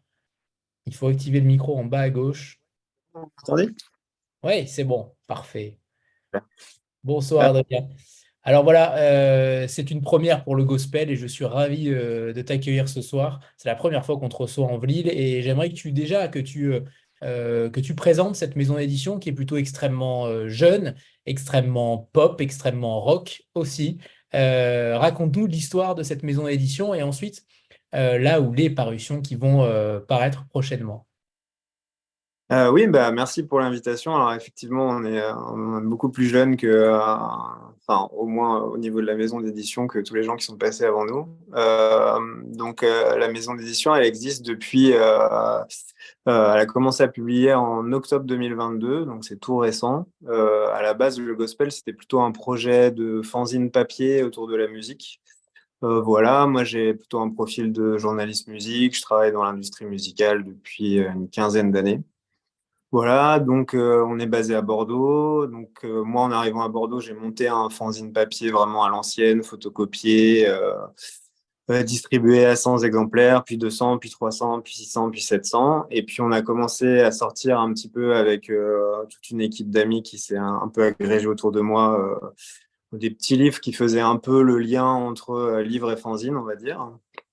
Voilà, et puis petit à petit, ça s'est un peu professionnalisé, alors tout en restant très autodidacte. Voilà, et puis j'ai rencontré la personne qui est devenue mon associé, donc qui s'appelle Sylvain Arestier, qui avait déjà une petite maison d'édition qui s'appelle les éditions de l'Éclisse, et puis qui est libraire aussi, donc qui avait plus un pied dans le monde du livre, en tout cas plus que moi. Voilà. Donc l'idée avec la maison d'édition, pour définir un petit peu, bon, même si tu l'as déjà fait, en gros, l'idée c'est de sortir des textes qui gravitent un peu autour, alors à la base autour de la musique, puis autour de la contre-culture, mais des textes qui expriment en général une certaine subjectivité. L'idée c'était pas de créer une maison d'édition de plus, pas faire forcément en moins bien ce que d'autres gens faisaient très bien déjà. Voilà, c'était de proposer des textes qui n'auraient pas forcément vu le jour si on les avait pas sortis. Donc faire un mélange de textes de jeunes auteurs, de textes qu'on a été un peu déterrés. Voilà, avec un certain goût quand même pour la littérature traduite et la littérature anglo-saxonne, parce que c'est vrai que c'est ce que j'aime et c'est ce que j'aime lire. Et j'étais parfois un peu frustré de voir certains titres qui n'étaient pas accessibles à plus de lecteurs. Donc voilà, donc on a publié 6 titres. On a d'abord travaillé 1 an et demi, quasiment 1 an en autodiffusion, ce qui a été une aventure à la fois très formatrice et un peu usante quand même, je l'avoue. Voilà, donc on a un diffuseur depuis quelques mois seulement. Donc là, on a passé un peu une nouvelle étape. Voilà, pour vous parler un petit peu de titres qui sont déjà sortis, qui ont peut-être été un peu marquants dans notre histoire. Je vous citerai bien un premier livre important, qui est L'histoire secrète de Kate Bush et l'art étrange de la pop. Hop.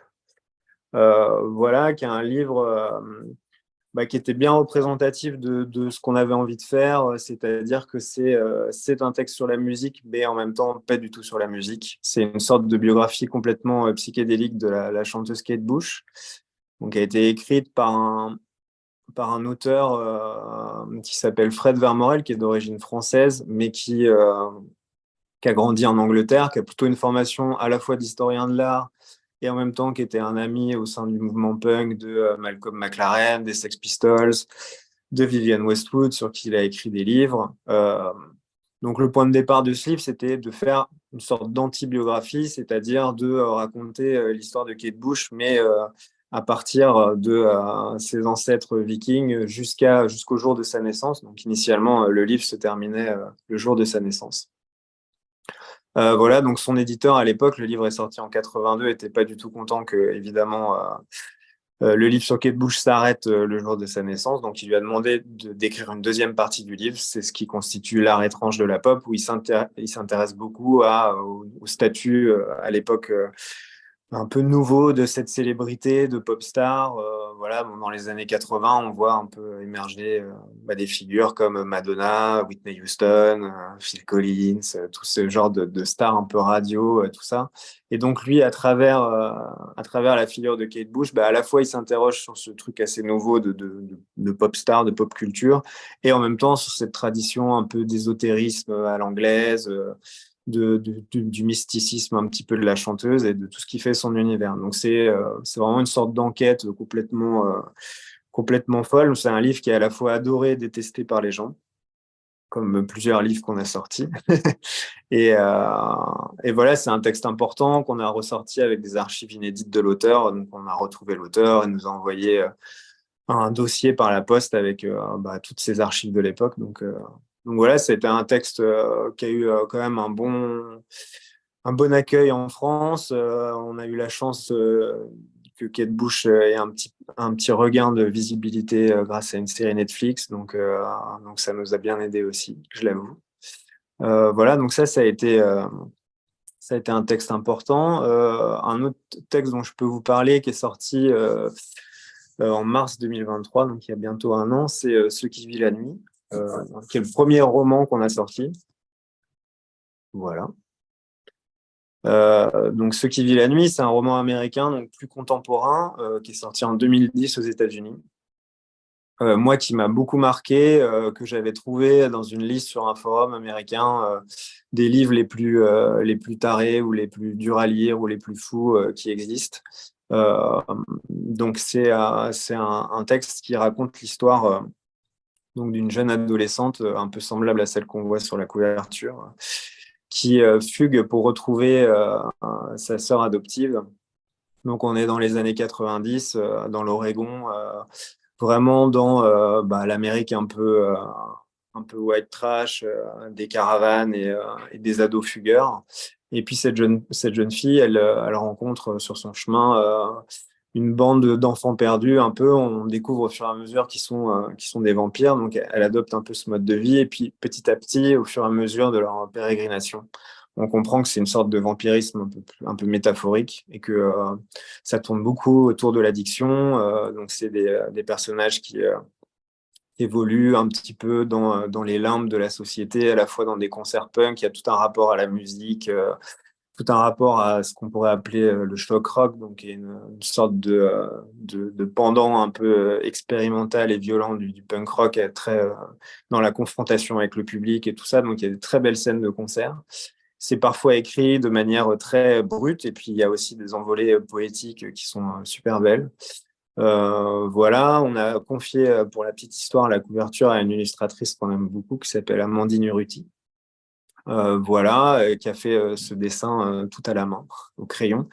Donc a rendu aussi cet objet un peu spécial. Donc ça, c'était un autre projet important. Voilà, donc là, on va faire la 3e réimpression l'année prochaine. Donc, c'est un petit succès. Alors, à l'échelle de beaucoup de maisons d'édition, ça peut sembler un peu dérisoire, mais nous, en tout cas, on est très contents du succès de ce livre qui fait beaucoup discuter, beaucoup parler les gens. Il y a des gens qui adorent, il y a des gens qui détestent, encore une fois. Et un autre projet important, ça a été un livre qu'on a sorti en juin dernier, qui s'appelle Les Carnets de l'Underground, donc un texte encore plus contemporain, qui est sorti en 2020 au Québec. Donc c'est un auteur québécois qui s'appelle Gabriel Cholette, qui a à peine une trentaine d'années. Et donc là, on est dans un univers totalement différent. En fait, c'est des notes de terrain, comme il le dit lui-même, une sorte de journal intime d'une époque qu'il passe entre Montréal, Berlin, New York et Paris. Donc des années de formation, il est à la fois qu'il est médiéviste, il est chercheur en études médiévales le jour, et puis la nuit, il découvre tout le milieu du clubbing avec une certaine expérience des limites, à la fois dans la consommation de drogue, dans les rencontres amoureuses, les rencontres sexuelles. Donc c'est une écriture qui est très honnête, qui est parfois très brutale et qui est souvent drôle. Donc c'est aussi un texte qu'on a sorti sans retouche aux Québécois d'origine. Donc il y a aussi une certaine poésie, une certaine oralité. Donc c'est vrai que Gabriel, l'auteur, revendique beaucoup cette oralité québécoise. Voilà, avec la fameuse phrase qu'on a placée au début du texte, qui fera peut-être écho à certaines personnes qui avaient des comportements nocturnes un peu. Alors là, ça apparaît à l'envers, mais il écrit « Envoyez pas ça à ma mère ». Le livre commence comme ça. Et le livre se termine par une nouvelle inédite qu'on a ajoutée à notre édition, qui raconte comment l'auteur va dans une rave avec sa mère, lui propose de prendre une drogue de synthèse et d'aller danser avec lui. C'est une sorte de réconciliation des générations. Et voilà, c'est un texte qui est très touchant et qui clôt bien ce texte. Donc voilà, je vais vous parler peut-être des textes qui vont sortir cette année. Donc nous, en tant que petite maison d'édition et débutante également, on se positionne pas nécessairement sur les rentrées littéraires encore parce qu'on a des textes qui sont quand même des textes de niche. Donc on essaye plutôt de se placer dans les interstices. Voilà, c'est pour l'instant ce qu'on a décidé de faire. Donc le premier texte qu'on va sortir en 2024, c'est un roman australien qui s'appelle Une créature de douleur. Voilà. Donc l'autrice, elle s'appelle Ella Baxter. Donc elle aussi, elle est assez jeune. Son roman est sorti d'abord en Australie, puis en Angleterre, puis aux États-Unis. Donc le titre original de ce roman, c'est New Animal. Donc New Animal, ça fait référence à une phrase de Shakespeare qui donne cette image de deux corps qui ensemble, quand ils font l'amour, forment un nouvel animal, donc avec un nouvel animal qui aurait deux têtes, deux paires de poumons, beaucoup de dents, beaucoup de cheveux. Donc Ella Baxter, à la base, elle a plutôt une formation d'artiste visuel, elle a écrit de la poésie. Et puis dans ce premier roman, elle nous plonge dans une famille un peu dysfonctionnelle qui rappellera à ceux qui ont vu la série Six Feet Under, puisque en gros, cette famille dirige une entreprise de pompes funèbres. Au sein de cette entreprise, tout le monde travaille, les enfants, les parents. Le personnage principal s'appelle Amelia, et donc c'est une maquilleuse funéraire. Donc qui navigue un petit peu entre une vie nocturne où elle a beaucoup de rencontres via des applis de rencontres, donc comme quoi c'est quelque chose de un peu générationnel ou très actuel puisqu'on en parle beaucoup. Et puis la journée, elle sublime un peu les défunts pour leur dernier voyage. Et puis un jour, de manière très accidentelle, la mort s'invite un peu au sein de cette famille puisque la mère, qui est un peu la matriarche de la famille, décède soudainement. Et puis Amélia, elle est incapable de supporter la disparition de sa mère. Et donc, au lieu de soutenir un peu sa famille et de participer, d'organiser les funérailles de sa propre mère, on comprend que c'est ça qui lui fait très peur. Et ben, elle s'enfuit. Donc, elle quitte la côte australienne, elle prend un avion et elle va retrouver son père qu'elle n'a pas vu depuis très longtemps, qui est un écrivain raté qui s'est installé dans la Tasmanie rurale. Et quand elle arrive là-bas, on comprend qu'elle a du mal un petit peu à connecter avec ce père. Et donc, elle fait comme d'habitude, elle ouvre une appli de rencontre et puis d'un seul coup, la personne qui est de l'autre côté lui propose d'aller dans une soirée SM. Et donc, elle découvre ce milieu SM. Euh, c'est un texte que moi, j'ai beaucoup aimé parce que, alors, déjà, j'avais beaucoup aimé la série Six Feet Under, c'est vrai. Et puis, c'est un texte qui m'a fait penser d'une certaine façon à un autre livre que j'aime beaucoup qui s'appelle L'année de la pensée magique de John Didion, qui est un beau livre sur le deuil. Donc, c'est vraiment un texte qui réfléchit à la fois à comment on peut affronter la mort d'un proche. Et puis aussi, c'est un texte qui réfléchit beaucoup au corps féminin, aux injonctions qui lui sont faites.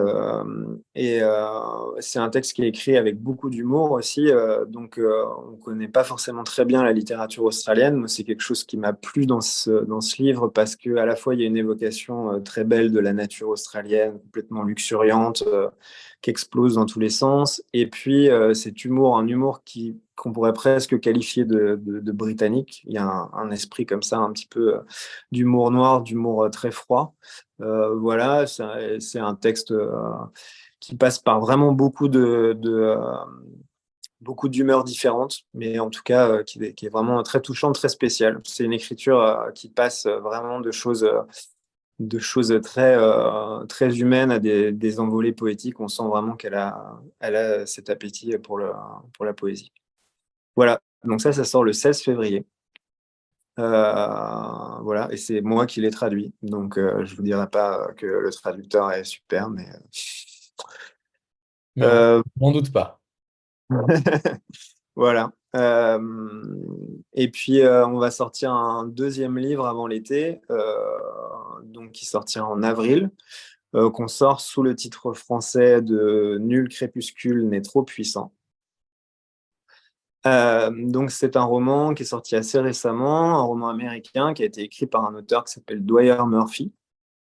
Alors, vous doutez peut-être de la nature du texte face à cette couverture. Donc, c'est une sorte de roman noir. Alors, je dis un roman noir, moi que je présente plutôt en disant que c'est un roman post-noir, parce que c'est un roman qui tente de réinventer un petit peu les codes du roman noir, qui cite certains classiques, mais qui en même temps se permet de prendre une sorte de voie alternative. Donc, l'histoire est centrée autour d'un avocat. Donc, alors, c'est pas pour reparler encore d'une série télé, mais ça fait un petit peu penser à Better Call Saul pour ceux qui l'ont vu. Donc, cet avocat, il quitte une très grosse firme qui l'emploie, où il a un peu une carrière toute tracée à New York, voilà, pour se mettre à son compte.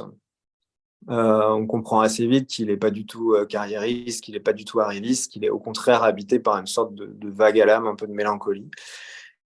Puis il est très lié à un certain nombre d'artistes, une artiste visuelle, un poète vénézuélien qui va un petit peu l'aider dans ses enquêtes. Et puis un jour, il y a quelqu'un qui frappe à sa porte, comme au début des romans noirs, qui lui demande de retrouver une collection de livres. Donc c'est une femme qui lui dit, voilà, je suis en train de divorcer. Mon mari m'a dérobé une collection de livres juridiques, je voudrais que vous les retrouviez. Donc là, il dit OK, il accepte la mission, il part à la recherche de cette collection et il intègre une sorte de milieu un peu étrange des collectionneurs de livres rares à New York. C'est le début d'une enquête qui n'est pas du tout ce qui semble être, puisque quelques jours après avoir retrouvé cette collection de livres, il y a une autre femme qui vient frapper chez lui et qui dit qu'elle est vraiment la femme du voleur, que le voleur est mort et qu'elle voudrait qu'il l'aide à retrouver, à découvrir la vérité. Donc ce titre, on l'a aussi choisi parce que ça évoque donc le New York du début des années 2000, vraiment juste avant le crépuscule, avant la gentrification. Donc c'est une superbe évocation de New York. Ça fait beaucoup penser par certains aspects au premier livre de Paul Auster. Enfin, moi, j'y ai pas mal pensé. La trilogie new-yorkaise, il y a une sorte de comme ça, de dérive un petit peu dans la ville, de philosophie un petit peu mélancolique. C'est des personnages très attachants. Et puis c'est vrai qu'il y a de cette science un peu de la ville de l'époque. On sent vraiment que l'auteur a un amour pour New York qui est très fort.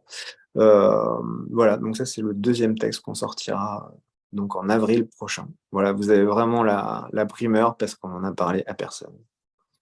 Ça, c'est pas mal. Merci Adrien, merci infiniment. Je suis ravi de t'avoir enfin vu et découvrir aussi ce qui va sortir plus tard. Évidemment, je vous conseille à tous d'aller voir ce que le gospel fait. Il mérite véritablement un grand succès. J'espère vraiment que ça va encore plus décoller pour toi et cette maison d'édition, parce que à chaque fois, les textes sont brillants et je trouve que les pépites que tu déniches ne sont tout simplement nulle part ailleurs. Donc, je suis vraiment ravi de te recevoir ce soir. Merci Adrien. Et, eh bien, on va passer au cinquième éditeur maintenant. J'ai vu que Pascal Arnaud était là, l'éditeur de Kidam. Pascal, est-ce que vous m'entendez?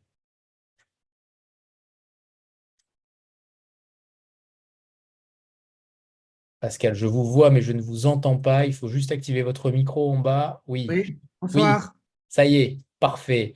Bonsoir Bonsoir Pascal. à toutes et tous. Bonsoir. Merci de l'invitation. Avec plaisir, je suis ravi de vous retrouver. Moi aussi.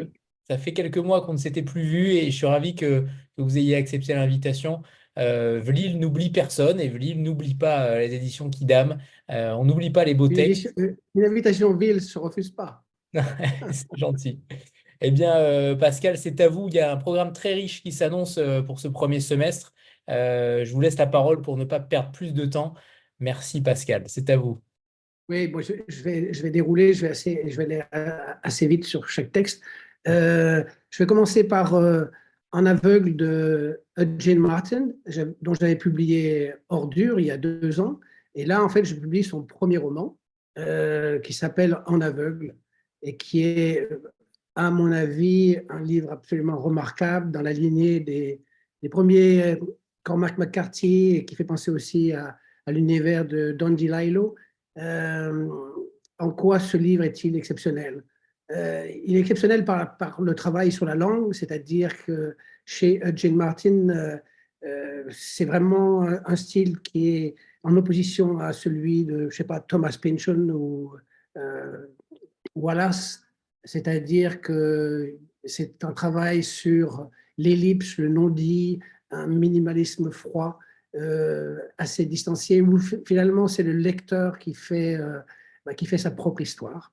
Mais ici, en l'occurrence, il brosse un univers assez sombre, avec l'histoire d'un type qui débarque dans une ville qu'il a connue par le passé, mais on sent qu'il est totalement perdu, paumé, parce que la ville a beaucoup changé et il n'a pas un rond en poche et il est obligé de se loger dans un quartier euh, délabré, dans un hôtel miteux, etc. Et il va chercher très rapidement un travail pour survivre et il va trouver ce travail chez un serrurier d'origine syrienne, Ibrahim, qui l'accueille et qui petit à petit va commencer à le former. Et ce qui est intéressant dans le bouquin, c'est que tout l'univers de la serrurerie, voilà, de la serrure, de la clé, constitue véritablement une métaphysique de l'existence. C'est-à-dire qu'à partir de ce travail de serrurier qu'il apprend au fur et à mesure, eh bien, c'est comme s'il montrait au lecteur sa volonté de chercher les clés de sa propre existence et d'essayer de trouver finalement ce qui lui manque ou ce qu'il doit faire pour pouvoir survivre. Et on apprend petit à petit pourquoi il est remis dans cette ville. On comprend qu'il sort de prison, qu'il a été condamné à 4 ou 5 ans de prison, que la vie en prison a été extrêmement difficile. Et la raison de son emprisonnement, c'est qu'il a provoqué un accident automobile dans lequel sa femme s'est retrouvée gravement blessée puisqu'elle est dans le coma dans un hôpital. Et il va, à un moment donné ou à un autre, aussi la visiter pour essayer de... On ne sait pas trop si c'est pour essayer de mettre fin à ses souffrances ou si c'est pour tenter de faire en sorte qu'elle revive. Donc c'est un roman qui est à la fois social autant que existentiel, qui a des allures de polar parce que la manière dont ce personnage circule dans cette ville, eh bien, il montre la ville en décrépitude totale, avec des quartiers où les gens survivent de manière totalement hors la loi. Et voilà, c'est un livre noir, mais en même temps beaucoup moins noir, moins glauque que Ordure, le précédent. Et c'est le tout premier roman de Jane Martin qui a été salué par tout ce qui est les écrivains de la littérature contemporaine d'aujourd'hui, Brian Evenson, Ben Marcus et d'autres. C'est très fort. Le deuxième, c'est un roman de Laurence Werner David qui s'appelle Quitter le vent, qui publiait précédemment chez Buchet-Chastel. Les éditrices de Buchet-Chastel étant parties, Laurence m'a proposé ça, et c'est sous le conseil de Sophie Bogart qui a monté depuis une maison d'édition qui s'appelle Fugue. Donc je la remercie parce que j'ai découvert une autrice qui m'intéresse beaucoup par sa façon qu'elle a de constituer un dialogue constant entre réalité et subjectivité, avec une question centrale qui traverse tous ses romans, c'est qu'est-ce qui lie un être humain à un autre. Et là, en l'occurrence, on est avec une protagoniste qui s'appelle Lucie, qui à une époque a été une jeune psychiatre, qui travaillait dans un institut pour jeunes adolescents en proie à des névroses ou des psychoses. Et dans ce cadre-là, elle a rencontré un jeune homme qui s'appelait Hector et qui était d'origine anglaise. Et quelques années plus tard, Hector va surgir à nouveau dans sa vie lors d'un concert de rock. Il l'approche, ils se reconnaissent, et il va petit à petit s'immiscer dans sa vie, et en particulier en devenant l'amant de la sœur de Lucille, Louise, et ce qui dérange très fortement Lucille. Et puis, il disparaît soudainement, et à ce moment-là, la psychiatre décide d'aller chercher le pourquoi du comment, c'est-à-dire elle veut essayer de comprendre pourquoi il a disparu soudainement, et elle se souvient aussi de tout le travail qu'elle avait effectué avec lui, c'est-à-dire qu'elle avait réussi à tisser un lien, etc. Mais il y avait toujours quelque chose qui était de l'ordre de l'étrangeté qui lui échappait.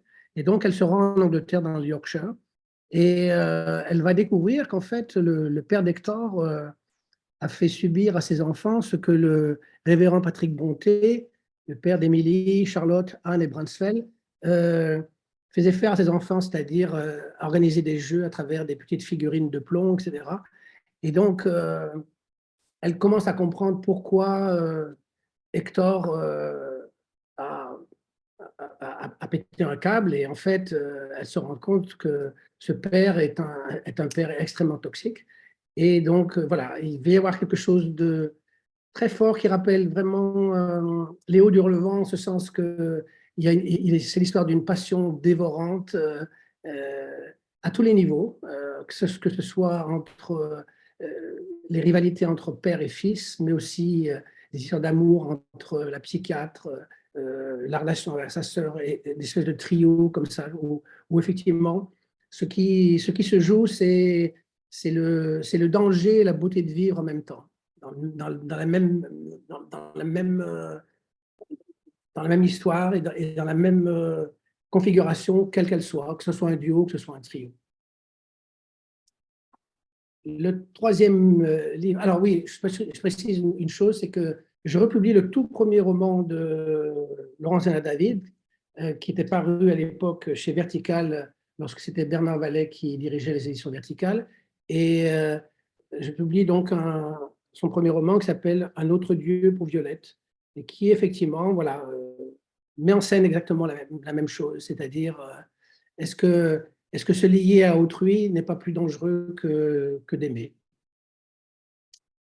Le troisième roman, c'est une Suissesse, Fanny Wobman, Les arbres quand ils tombent. Il sort en février, le 2 février.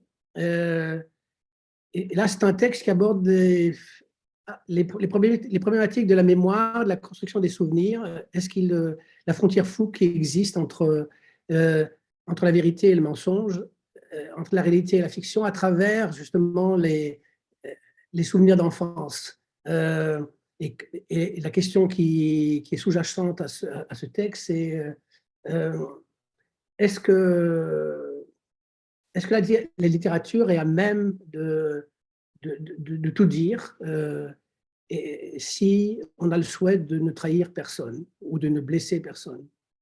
Et le récit raconte en fait l'enfance de Fanny Woolman, donc, qui a eu une enfance en Afrique, que ce soit au Rwanda ou au Madagascar, parce que son père travaillait pour une ONG dans l'exploitation de la forêt.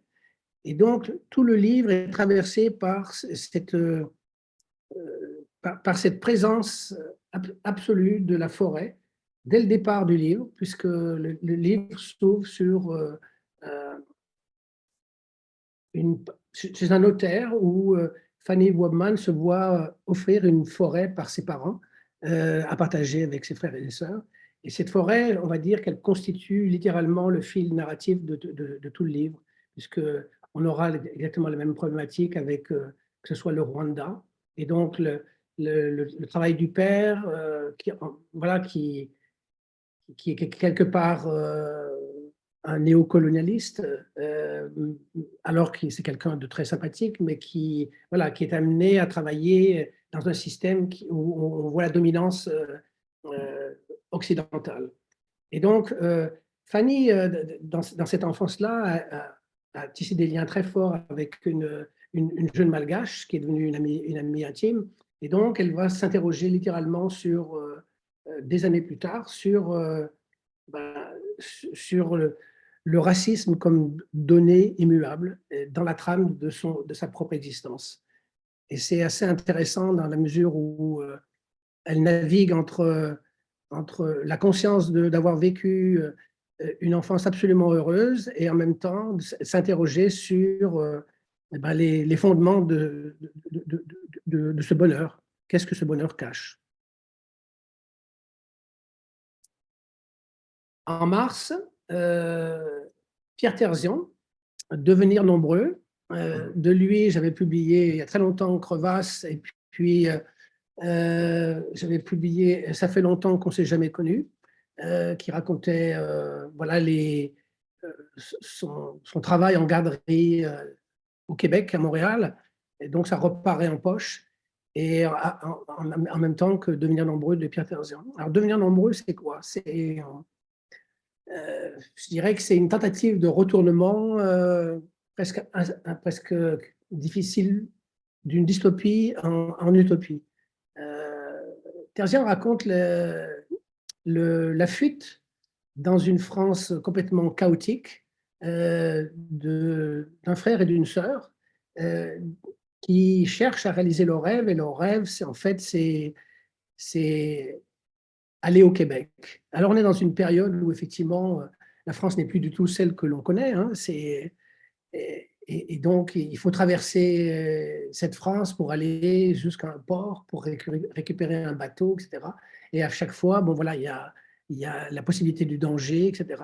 Et en même temps, il y a quelque chose de très, je dirais, bricolo, un petit truc modeste et expiègle dans le traitement. Ça repose beaucoup sur une langue qui est hybride, parce qu'il y a à la fois de l'anglais, du français, mais il y a une espèce de dynamique absolument étonnante. C'est extrêmement vivant. Et je dirais que c'est une manière de vouloir construire un univers naïf sur le sensible. Donc, ce frère et cette sœur traversent la France. À un moment donné, ils réussissent à prendre le navire qui va les amener à bon port. Mais en fait, à bon port, c'est quoi? Au départ, ils vont se retrouver, chacun, en particulier le frère, dans ce qu'on pourrait appeler un espèce de sas, un cocon. Ils passent par un stade où il est en pleine nature, a priori seul, et petit à petit, il doit réapprendre à s'ajuster à ce nouvel univers. Il ne sait pas réellement où il est. Il sait une seule chose, c'est qu'il est en pleine nature. Il va voir un grizzly, il va voir un castor avec qui il va tenter de nouer une relation. Et petit à petit, des choses apparaissent voilà, et autour de lui, des petites choses qui lui font comprendre qu'il est aidé. Et donc, cette deuxième partie du livre constitue véritablement un sas où il se décharge de son ancienne peau, c'est comme s'il effectuait une mue, tel un serpent, et petit à petit, il est amené à découvrir un autre monde. Et cet autre monde, ben, c'est l'enclave, l'enclave où des gens se sont retrouvés, se sont réunis. Ça pourrait presque faire penser on va dire, à l'utopie hippie, mais c'est plus sur, je dirais, l'impertinence artificielle. Et ce qui illustre ça, c'est que dans leur circulation au départ, lorsqu'ils sont partis, ils ont un objet avec eux qui s'appelle le quiche. Et le quiche, c'est une espèce de boussole poétique et qui fonctionne sur à la fois l'impertinence et l'espoir et qui est à interpréter, c'est-à-dire qu'elle lâche des messages comme ça au fur et à mesure des avancées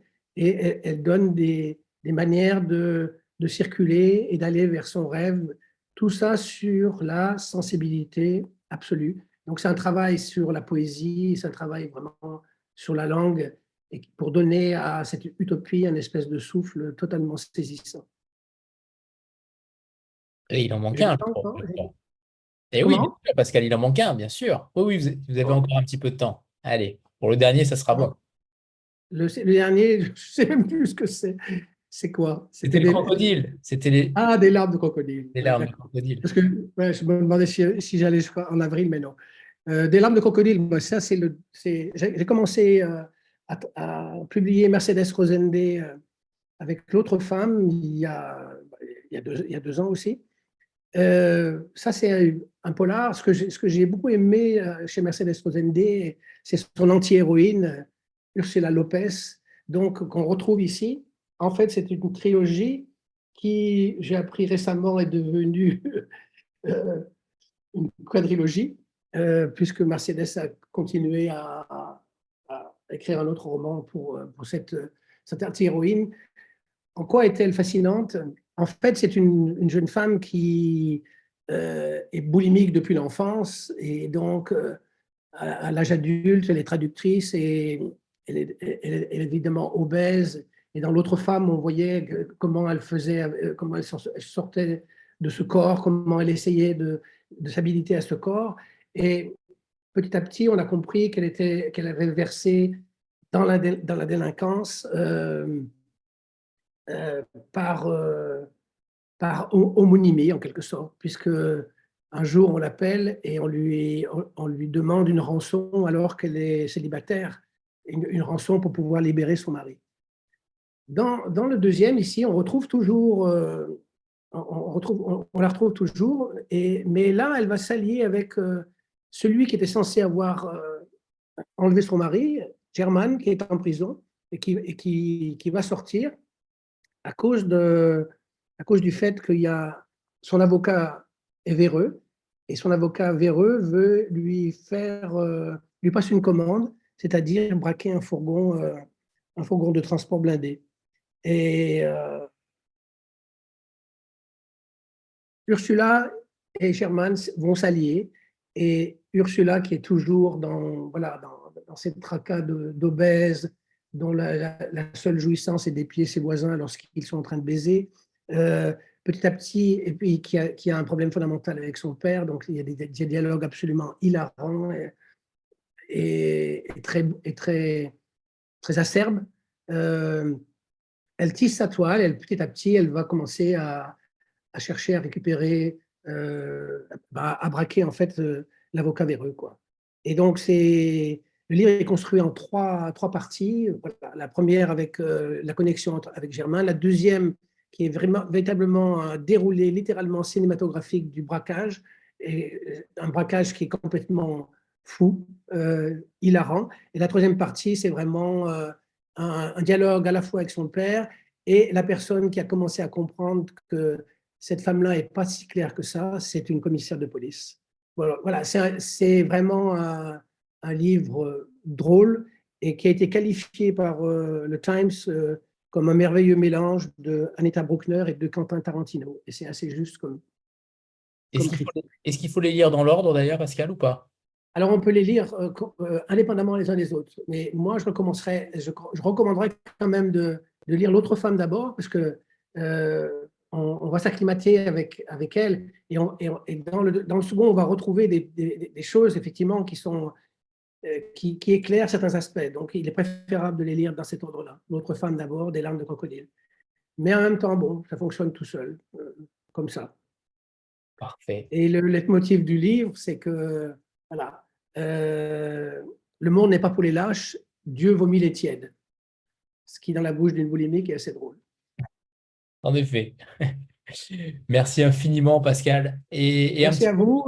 est-ce que d'ailleurs Bonne Pierre Sandor, continuation et salut à David qui prend la oui, suite. merci. Et merci, Pascal. À très bientôt. Bonne soirée à toutes et à tous. Merci à vous. Pascal. Merci Anthony. Au Merci revoir. à vous. Au revoir. Eh bien, on va passer au dernier éditeur, à la dernière maison d'édition. C'est David Meulmans. Est-ce que tu es là, David? Alors, je suis là, est-ce que tu m'entends? C'est bon, parfait. Tu es le roi du timing. C'est impressionnant. Je t'ai vu connecté depuis le début. Tu arrives pile au bon moment. Et alors, on finit évidemment en beauté avec les éditions aux Forges de Vulcain, que ceux qui suivent Lille connaissent particulièrement, puisque David a été lauréat l'année dernière du prix Lille en tant qu'éditeur et en tant qu'éditeur d'Alexandra Kochelik, qui a reçu le prix Lille en tant qu'autrice. C'était le carton plein l'année dernière, c'était l'année aux Forges de Vulcain. Et on est ravis de te retrouver avec différents auteurs, cette fois-ci pour la rentrée 2024. C'est à toi, David.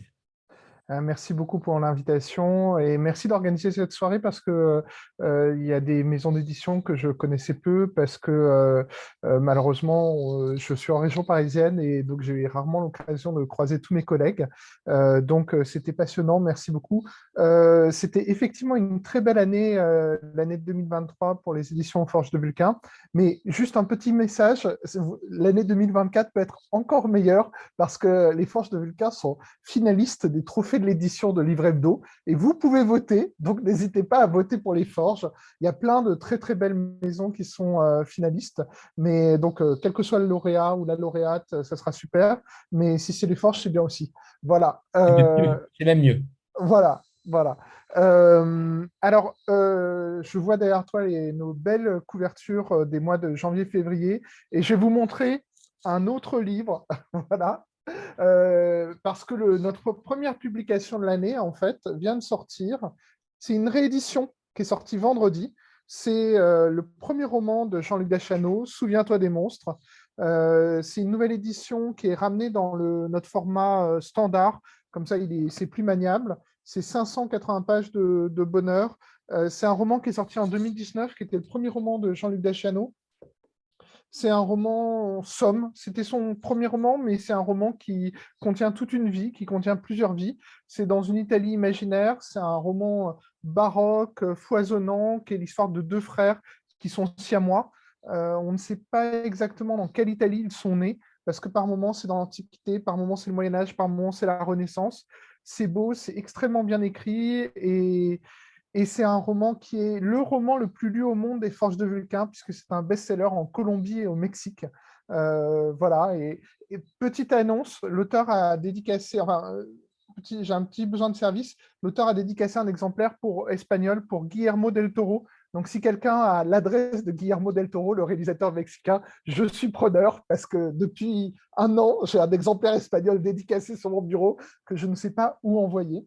Et je vous parlais de Souviens-toi des monstres parce que la première publication de l'année, ça va être un recueil de nouvelles de Jean-Luc Deschanaux qui s'appelle L'enfant chaman et autres bestioles à plumes, à poils et à peau. Alors, je ne vais pas rentrer trop dans le détail parce que comme c'est des nouvelles, si je commence à vous les raconter, mon discours sera plus long que le texte même. Mais c'est un vrai. Alors, on fait régulièrement des recueils de nouvelles aux Forges, mais à chaque fois, j'essaye vraiment avec l'auteur ou l'autrice, de concevoir le recueil. Et là, c'est peut-être le recueil où il y a une logique interne extrêmement forte parce que les nouvelles se répondent, ouais, il y a un vrai design de l'organisation des nouvelles. Ce qui m'a frappé en fait en travaillant dessus, c'est que c'est à la fois le texte le plus imaginaire de Jean-Luc Deschanel, puisqu'il y a des choses très fantastiques dedans, mais c'est le texte le plus intime parce que c'est un texte sur la violence familiale, sur la violence intrafamiliale. C'est un texte sur la puissance de l'imaginaire pour nous libérer de la cruauté du monde. Et c'est un vrai manifeste pour l'imaginaire. Et c'est très forgesque parce que c'est à la fois un roman enfin un recueil de littérature générale, et ça parle d'imaginaire. Mais voilà, donc ça sort dans quelques jours, et c'est une couverture d'Elena Vieillard. Deuxième Et titre, on, bon, et on reçoit et on recevra Jean-Luc Daciano le 18 février en Velil. alors Jean-Luc Deschanel, il est assez fantastique parce qu'il a fondé il y a presque 25 ans les éditions L'Œil d'Or, qui font du roman tordu et des sciences humaines. C'est un puits de science, mais il a la science amusante, il est capable de parler de tout, il est drôle, il fait des liens entre tout, et voilà, il est fantastique. Et je vous parlais après, puisque les Forges, c'est une maison d'auteurs et d'autrices, c'est-à-dire que quand quelqu'un rentre dans le catalogue des Forges, la personne va revenir petit à petit, parce que comme ça, titre après titre, on aide les auteurs, les autrices à construire une œuvre. On va vous parler de Michel Astrude. Alors, Michel Astrude, c'est le 5e roman qu'on fait ensemble. Ce roman s'intitule Simplement immortel. Et c'est le 11e roman de Michel, le 5e aux Forges, mais il en avait publié avant de rejoindre les Forges. Et c'est sa 2e incursion dans la science-fiction, parce que c'est une autrice qui a une œuvre qui est extrêmement riche. Elle a écrit du polar, du noir, de la littérature générale, du fantastique et de la science-fiction. Alors, son précédent texte, qui avait une dimension de science-fiction, c'était Nous entrerons dans la lumière, qui était un post-apocalyptique où, suite à une canicule massive, les pays industrialisés sont abandonnés. On suit un père et sa fille qui vont vers un bateau à Saint-Nazaire qui va les emmener vers un pays où le climat est plus acceptable. Et Simplement immortel, là on est vraiment dans de la science-fiction. C'est l'histoire d'un jeune couple très brillant dans un futur pas si lointain que ça. Ils sont très brillants, ils passent tous les deux le concours pour devenir un peu des cadets de l'espace, c'est-à-dire les jeunes gens qui vont être envoyés pour conquérir l'espace interstellaire. Et les deux réussissent le concours, mais comme ils ne peuvent pas rentrer tous les deux en tant que couple dans l'école, lui se sacrifie, va rester sur Terre, et elle va rentrer dans cette école. Et finalement, c'est un roman de science-fiction par une autrice de littérature générale, c'est-à-dire que le noyau de l'histoire, ça va être leur histoire d'amour, comment leur histoire d'amour va survivre ou pas à leur modification, au monde terrible qu'ils sont en train d'affronter, elle dans l'espace, lui sur Terre. Ça parle de dystopie, ça parle de voyage dans l'espace, ça parle de transhumanisme. C'est extrêmement beau. C'est une autrice qui a une écriture extrêmement précise. Parfois, je la taquine sur le fait qu'on voit qu'elle est prof de génie mécanique, voilà, parce qu'elle est capable de vous montrer comment dire, une touffe d'herbe qui sort d'une pierre, et de montrer ça, de montrer ce qu'il y a de beau là-dedans, alors que elle a une écriture qui est très sobre. C'est une romancière qui parle beaucoup aussi de littérature japonaise contemporaine, et je pense que ça finit par façonner un peu son esthétique. Donc c'est de la science-fiction. Si, comme beaucoup de textes de science-fiction aux Forges, c'est de la science-fiction qui est souvent destinée à des gens qui ne sont pas nécessairement des lecteurs et des lectrices de science-fiction, puisque les Forges sont à la fois une maison de littérature générale et une maison de science-fiction. Et maintenant, je vais passer vers quelque chose qui va complètement dans le sens inverse, parce qu'on va être dans le réalisme pur et dur, mais vraiment très pur et très dur, avec Une maman parfaite de Marie-Fleur Albecker. Alors, Une maman parfaite, c'est le 3e roman de Marie-Fleur Albecker. Ses deux premiers romans, Et j'abattrai l'arrogance des tyrans et Ni seul ni ensemble, avaient été très repérés. Son premier roman avait une dimension un peu historique, puisque ça se passait en 1381 lors de la révolte des paysans. Le deuxième est un roman contemporain, et celui-là, Une maman parfaite, est un roman contemporain. C'est l'histoire d'une jeune femme et de plusieurs de ses amies qui arrivent à l'âge où elles sont assommées par les injonctions sociales qui leur disent qu'il faut qu'elles aient des enfants.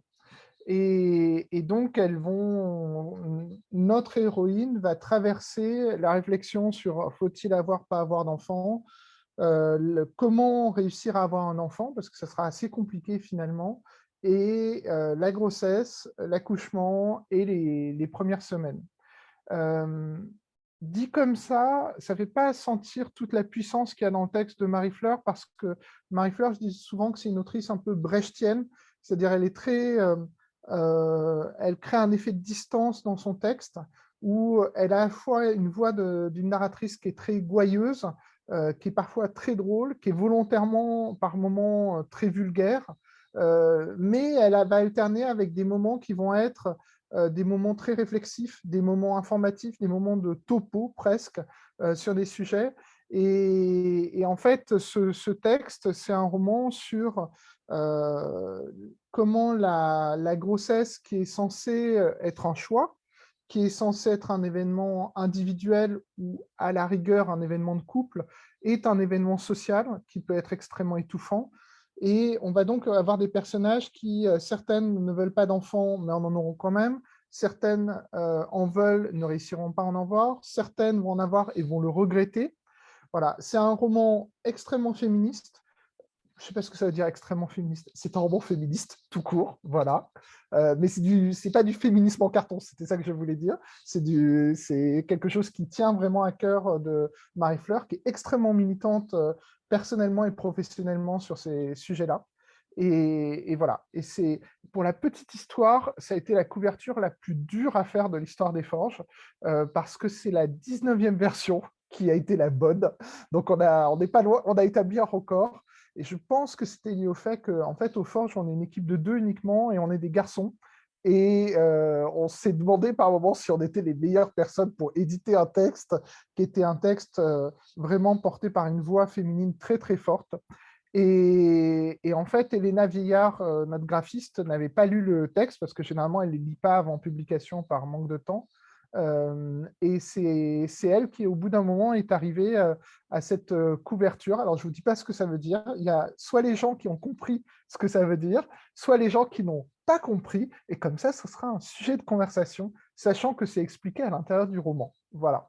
Et le dernier roman, alors, non, je précise quand même quelque chose, c'est qu'en fait, les forges suivent leurs auteurs et parfois, en fait, il y a une évolution légère de la ligne des forges parce qu'en fait, on accompagne nos auteurs. Et cette année, on va être dans une année où il y a plus de textes réalistes que les années précédentes. Donc, les textes qui ne sont pas des textes réalistes seront des textes très, très imaginatifs pour compenser. Voilà. Mais on va avoir, par exemple, le texte de Marie Fleur, qui est un texte sur la grossesse. On va avoir en mars un texte d'Alexis David-Marie qui s'appelle « Retour à l'âge ingrat », qui est un texte sur la construction de la virilité dans les années 80-90, parce que c'est un récit autobiographique sur Alexis David-Marie, comment il a grandi et comment il est devenu un adulte. Et alors, petit scoop, mais je pense que c'était ici qu'il fallait le dire. Normalement, la rentrée littéraire des Forges cette année, c'est Marie-Fleur, c'est n'importe quoi, c'est Alexandra Kochelik, voilà, qui revient avec un texte réaliste pour le coup, où il n'y a pas de trace de réalisme magique. Un très beau texte sur l'Ukraine notamment, et sur plein d'autres sujets. Donc on aura une année 2024 où on va parler de violences faites aux femmes, d'Ukraine, et voilà, on se retrouve dans l'actualité sans l'avoir voulu. Et je finis, puisque finalement, ça sera aujourd'hui le texte le plus à mi-chemin entre le fantastique et la littérature générale, par Sonacero. Son Acero, c'est le nouveau roman de Gilberto Villarroel. Alors, Gilberto Villarroel, c'est un auteur chilien qui écrit en espagnol. C'est un auteur de best-seller au Chili. Il faut dire un peu qui est Gilberto. Gilberto, il a été journaliste dans les années 80 à Santiago, à l'époque de la dictature de Pinochet, journaliste d'opposition. Dans les années 90, il a été l'éditeur de tous les caricaturistes qu'il avait eu dans son journal dans les années 80. Il a été le premier scénariste de l'ère post-Pinochet, puisque c'est ces deux films qui ont été les deux premiers films à recevoir des bourses à la création, quand des bourses à la création ont été créées pendant les années 90. Et il est devenu écrivain à la fin des années 2000, quand il a décidé de venir en France. Son Acero, c'est un roman unitaire. Je dis ça parce que ses précédentes œuvres, c'était une grande série qui s'appelait Lord Cochrane, dont on a déjà publié 4 volumes. Le 5e est en préparation, le 6e et le 7e aussi. Donc voilà. Mais Son Acero, c'est un texte unique qui n'a pas vocation à avoir de suite. C'est un texte contemporain. La Son Acero, c'est le point à Santiago du Chili où, pendant le mouvement insurrectionnel d'il y a quelques années, se réunissaient les manifestants. Il faut voir que le Chili, c'est un pays qui essaye qui est une démocratie en théorie, qui en pratique est toujours aux mains d'une élite néolibérale qui est très liée avec les milieux de l'argent et le milieu militaire.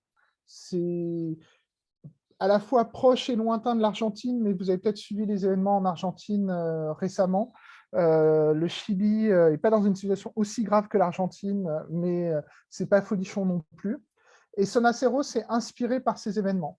Son Acero, c'est l'histoire d'un homme qui a été séparé de sa femme.